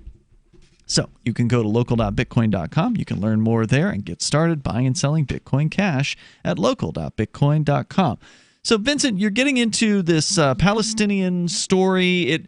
It required, at least for me, a lot of background. I'm just a dumb American. I don't know a whole lot about what goes on all the way over in the Middle East. I don't know all the different sides that are fighting over all the different things, land or religion or both that they're fighting over. So I appreciate the fact that both of you guys actually seem to know quite a bit about the conflict over there, this ongoing, hundreds of years long conflict. Yeah, well, I was really curious about it. So one of the classes I took when I went back to college was a Middle Eastern history, just because I wanted to know more about it.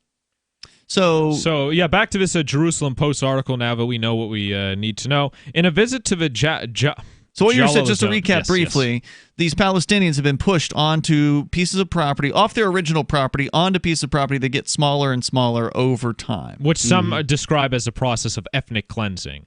Yeah, they're not gassing them or, just killing them softly. It's taking a while, taking generations to. In a visit to the Jala Zone refugee camp near Ramallah earlier this month, Palestinian Authority President Mahmoud Abbas claimed that the Palestinians, quote, will enter Jerusalem, millions of fighters. In a video uploaded to Abbas's Facebook page on August 10th, and reported this week by the Middle Eastern Media Research Institute, MEMRI, the Palestinian president stated that the Palestinian people, quote, shall remain here and nobody can remove us from our homeland. Referring to Israelis, he continued, quote, if they want, they themselves can leave. Those who are foreign to this land have no right to it. No matter. He's referring to the land on which the Palestinians live, or is he talking about Jerusalem? I believe he's talking about. He's talking about Israel. Yeah, he's talking about Jerusalem. He's talking about invading Jerusalem, right? With not, millions of people? I don't believe he's speaking about just Jerusalem. He's talking about the whole country, the whole area. Yeah, well, it's difficult to call it a country. It's like a land. Yeah, it's just because so many people call it so many different things. He continues, no matter how many houses and how many settlements they declare that they plan to build here and there, they shall all be destroyed, Allah willing. Wow. They will all go to the garbage bin of history. Now, what is the are they Muslims? What are the religion of the Palestinians? Yeah, so there's many different religions there. There's a majority of them, I believe, are Muslim. There are Palestinian Christians. Okay. To back up those are called Chaldeans generally. Or at least that's one tribe. We'll get into it. To back up his statement, Abbas went on to claim that Palestinians are descendant from the people of ancient Canaan, saying, quote, this land belongs to the people who live on it. It belongs to the Canaanites who lived here 5,000 years ago. We are the Canaanites. The audience can then be heard chanting, to Jerusalem we march, martyrs by the millions. So they're going to start in Jerusalem because it's relatively close to the West Bank. I think it's just important. It's a contested, divided city, and it's one where they feel a great deal of risk because there's a lot of things in Jerusalem that are very important to Muslims. Primarily the Dome on the Rock. Yeah, and thank you. I could not find the name. And so they're horrified by the idea of that becoming an Israeli city, and I can see why that would be the first place they'd want to drive them out of. Abbas and that's all. Before you go on, and that city is also the one that's super important to all these political American Christians. Well, quote Christian Zionists. That's what they're called. Yes, who want to use their political influence to take over or keep the to help the Israelis, and there's the whole thing because they believe Jesus is going to come back if they do this. When the Jews return to Jerusalem, the main thing that they're both. But aren't the Jews aren't the Jews in Jerusalem? I thought it was divided and contested. Well, that's the thing. It's divided and contested. 43% of the world Jewish population is in Israel, according to that Wikipedia page. And the thing that they both agree on, because Bill Maher asked Netanyahu that very thing, same thing. He said that the Christian Zionists are supporting Netanyahu and the Likud party and the Israelis for the wrong reasons. And Netanyahu's response said, "Well, let's come to that bridge when we cross it." So he's very happy for all the support. Netanyahu is campaigning on the fact that he has so much support in the United States and that he's be able to work and manipulate Trump and everything. Is that like the Prime Minister of Israel? Yes, Netanyahu's the Prime Minister of Israel, okay. And he's a right-wing figure, very controversial there. And the number one thing that the Christian Zionists and the Israeli Zionists are working together on is a construction of the third temple, which the second temple in was Jerusalem? in Jerusalem was built. The second temple was destroyed by the Romans after one of the Jews revolted. Then the Muslims built the Dome on the Rock over it. So something needs to happen to the Dome on the Rock, because the third temple is critical to Jewish theology, and I'd say the Christian Zionists focus more on the temple, even though and all of this, actually, all the whole temple and temple prophecy stuff, I'm going to be getting into in depth tomorrow night on Questioning Authority. That's your show. Yep, absolutely. 10 p.m. The most important Eastern show time. I've done up to this point. That's what I'm going to say. Wow, I have all right. pages of notes. I'm going to be talking about this prophecy and everything. So it's very important for both Christian Zionists and for the Jewish Zionists, the temple. And I think this, and I'll just as the reason why I found this article and thought it was important was because the fact that the Palestinian Authority president is trying. I'd say that's sort of starting to give violent rhetoric regarding Jerusalem. Yeah, that's definitely some tough talk, saying they're going to invade, right? And the Mossad and IDF aren't. Just to put it in perspective, we can also point to a member of their parliament talking about how Palestinian mothers should be killed so they don't have any more babies. Whoa. So this is on the other end, you have some Palestinian mother. I've seen a video that say that in their womb is the next generation of martyrs. So there's violence and wackos on both sides. Yeah. But I think I just want to say the point is, I think it's important. It's important to keep this in mind, because the Mossad and IDF, Israeli Defense Force, they're no strangers to false flags. So I think if there is some sort of violence in Jerusalem, that some rogue faction or whatever could take advantage of that to get rid of the Dome on the Rock. Wow, it's a crazy conflict over people's beliefs about God, and if you believe people's beliefs, and also you can't underestimate the fact that the Israelis, when they came in, felt like they were cornered by the world after the Holocaust. 855-450 Free Talk Live. Most of you know that heart disease is the #1 silent killer in the U.S. What if I told you for just $54.95 a month you could fight against heart disease naturally? At Heart and Body Extract, we've been helping thousands of people get back to a healthier heart. Don't just take my word for it. Check out all of the success stories at hbextract.com, or to order, call 866-295-5305. That's 866-295-5305. hbextract.com. Don't risk it when you can take charge of it. Warning: if you're drowning in debt you can't afford, do not let the credit card companies trick you into thinking that you have to pay it all back, because you don't.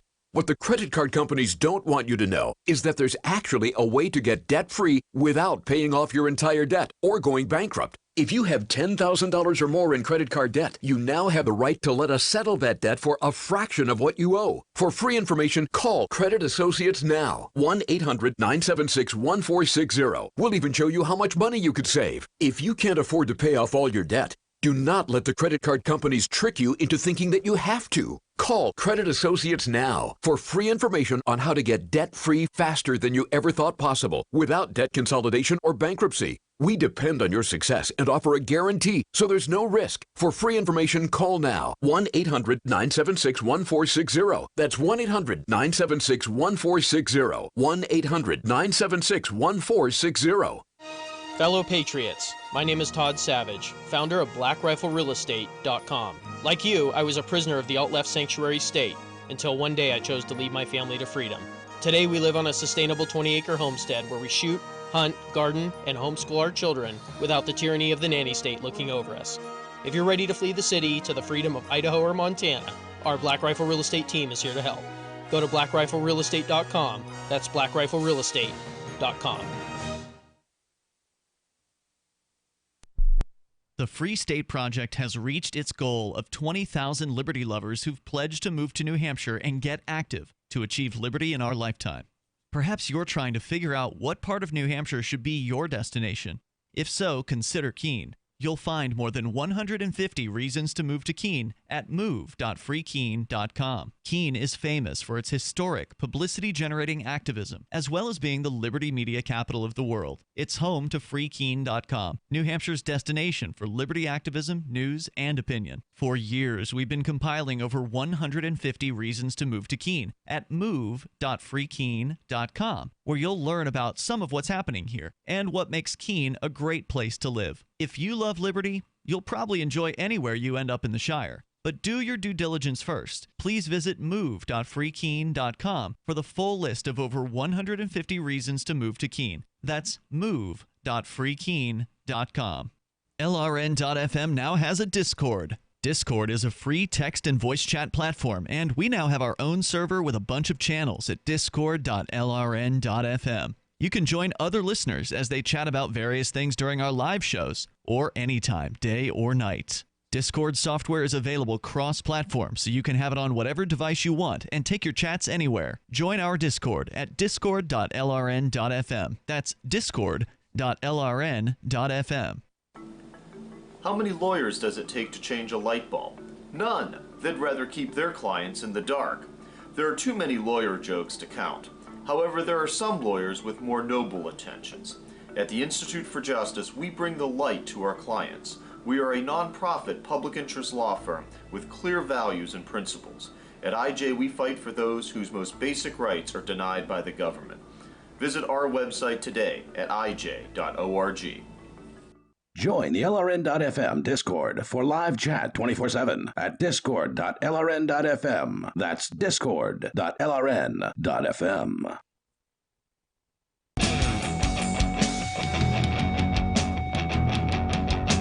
This is Free Talk Live. Moments remain here. Enough time. If you want to join us, you can. Our toll-free line is 855-450-FREE, like freedom. That's 855-450-3733. We have the Discord call-in line rooms.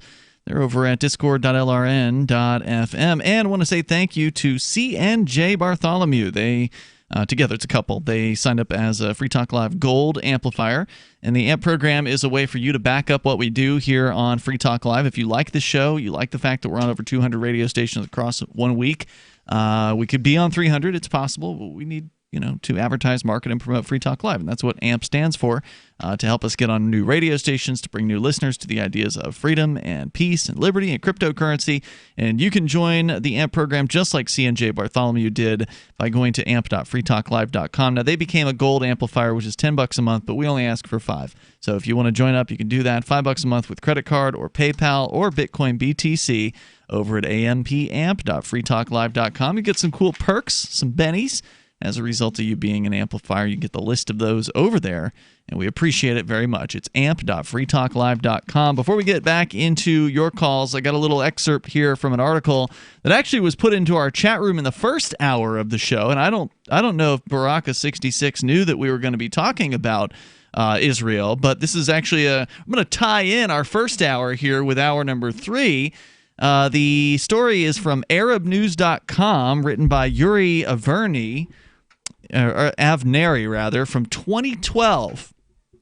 So according to the story here, suddenly, he says, I realized a new star had appeared on the political firmament of Israel. Until yesterday, I didn't even know of its existence. A respected public opinion poll posed a Nixon-esque question. From which politician would you buy a used car? The answer was stunning.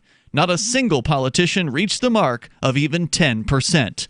Buy your cars from nobody. Except one who would be trusted by a massive 34% of potential voters, a certain nobody. Ha ha! My reputation precedes me. Which, now there's more to this. I'll give you a little bit more, but it's interesting. when we talk about political conflict and all this, it's always about the politicians and the countries and the states and all that. But what do the people think? What do the people of Israel actually believe? Apparently 34% of them would buy a car from nobody, but most of the people didn't want to buy any cars from the politicians. This was not the only question to which the voters showed a marked preference for this mysterious candidate. When asked which candidate or with which candidate they would like to spend an evening, only 5% preferred Shelley Yachimovich, and even the smooth Benjamin Netanyahu attracted only 20%, while nobody easily headed the list with 27%. We got to post this to electnobody.com. Whom do you trust most was another question that they asked. Again, nobody won with 22%, followed by Netanyahu with 18%. Who cares? Nobody rules. Who cares most for you and your problems? 33% voted for nobody. Followed because nobody knows the troubles you've seen. Followed far behind by Shelley with 17% and Netanyahu with only 9%. And right now, Netanyahu, some say if he doesn't get elected this September, he might go to jail for like all sorts of corruption and fraud and bribery and issues. The author says, "I've never met this nobody. I don't even know whether he or she is young or old. Why did he or she not set up a new party, seeing that it would be a shoo-in? Since it's too late to enter the fray, it's absolutely certain that Netanyahu will be the great victor. He'll be the next prime minister. He simply has no competitor." But I thought that was an interesting Ehud Barak, aside. who is a former ain't nobody going there to run. A former, I just want to correct, since they said no one could challenge him. Ehud Barak, who's a former prime minister, is running, I guess, on like a left-wing coalition against This was Netanyahu. 2012. Oh, okay. Yeah, this was years ago.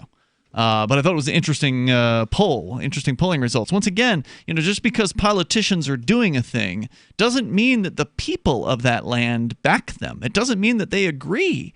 Even a significant plurality of them siding with nobody here in these various different polling questions. But that's never an option on the ballot.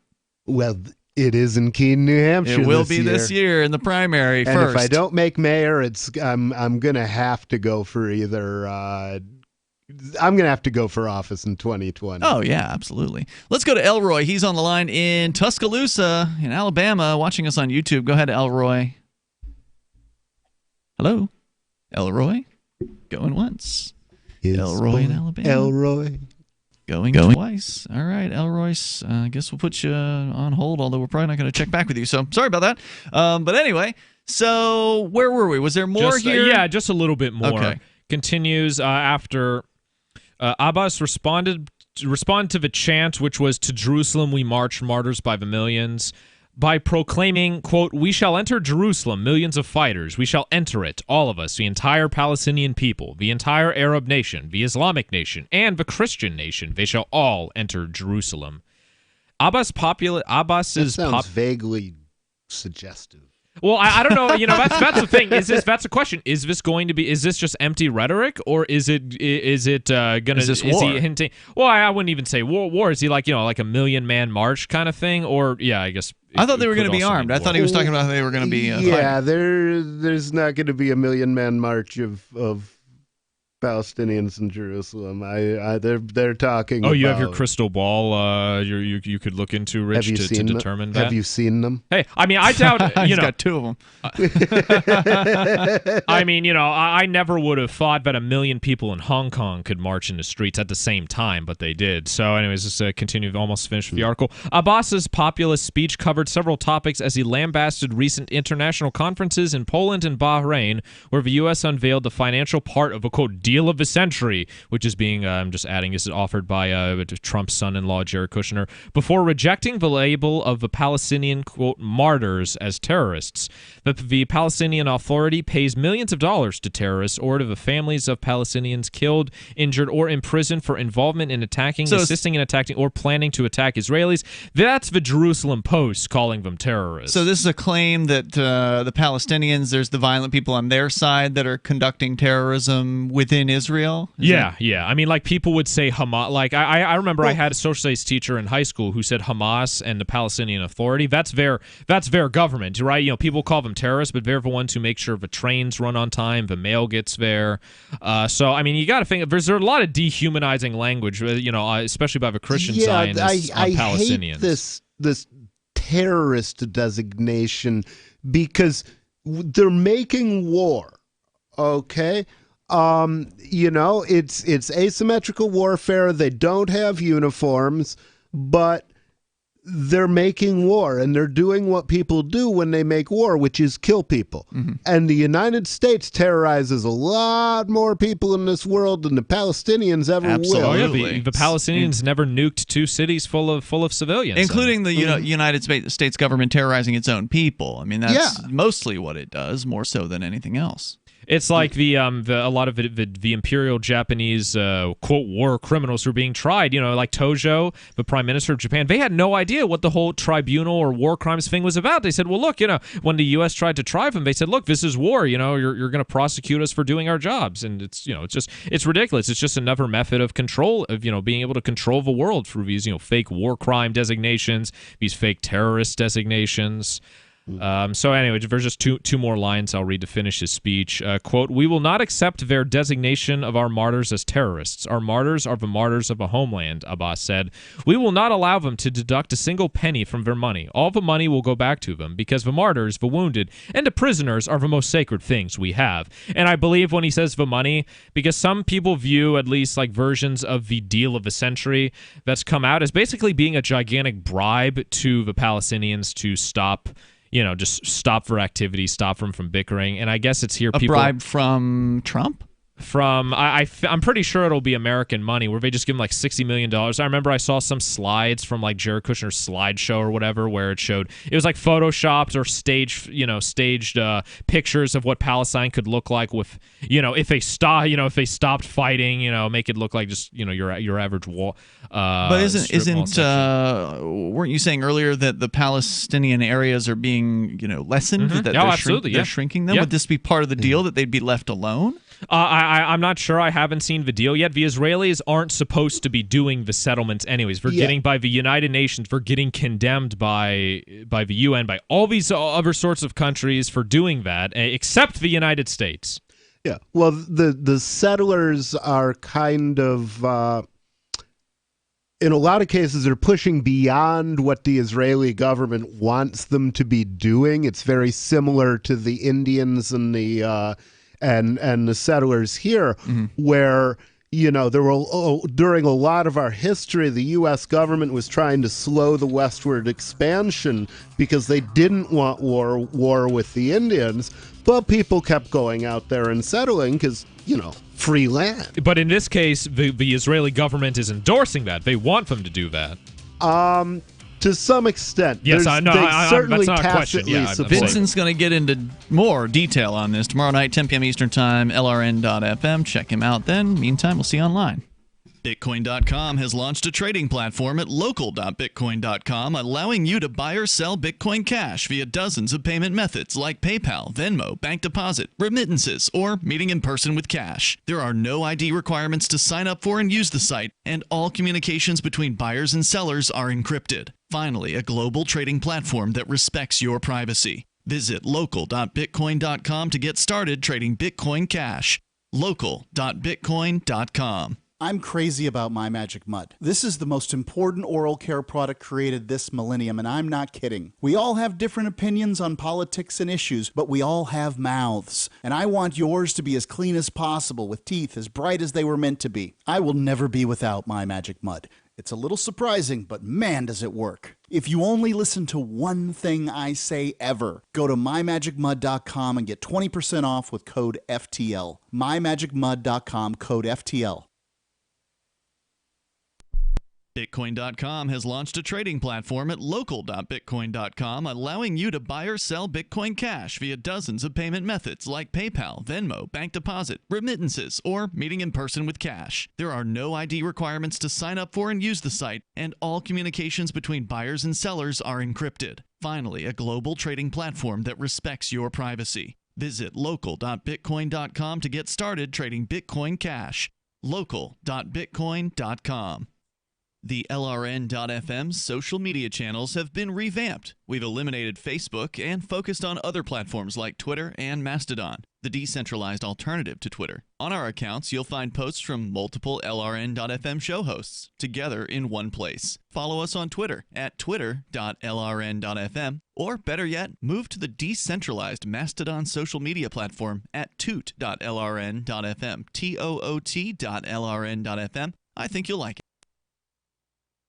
The latest episode of Questioning Authority is next after the news on the Liberty Radio Network at LRN.FM. This is the Liberty Beat, your daily source for Liberty news and activist updates. Produced in partnership with SNLS News and listeners like you. Online at libertybeat.news and snls.news. I'm Mick Murrow with your latest edition of the Liberty Beat. Gold is trading at $1,498. Silver at $17.05, and Bitcoin is trading around $10,180. Today's prices are brought to you by InnoScale. Take off with Managed Cloud. Looking for a safe, secure way to store your important files online? Let InnoScale handle it for you. Their high availability cloud servers are the perfect solution for clients needing one or more secure, scalable servers with built-in hardware failover protection. For details, see them online at innoscale.net. In the news, a rather shocking study published this month by the Proceedings of the National Academy of the Sciences names police officers as the sixth leading cause of death among young men. Activist Post reports that police killings were only preceded in frequency by accidental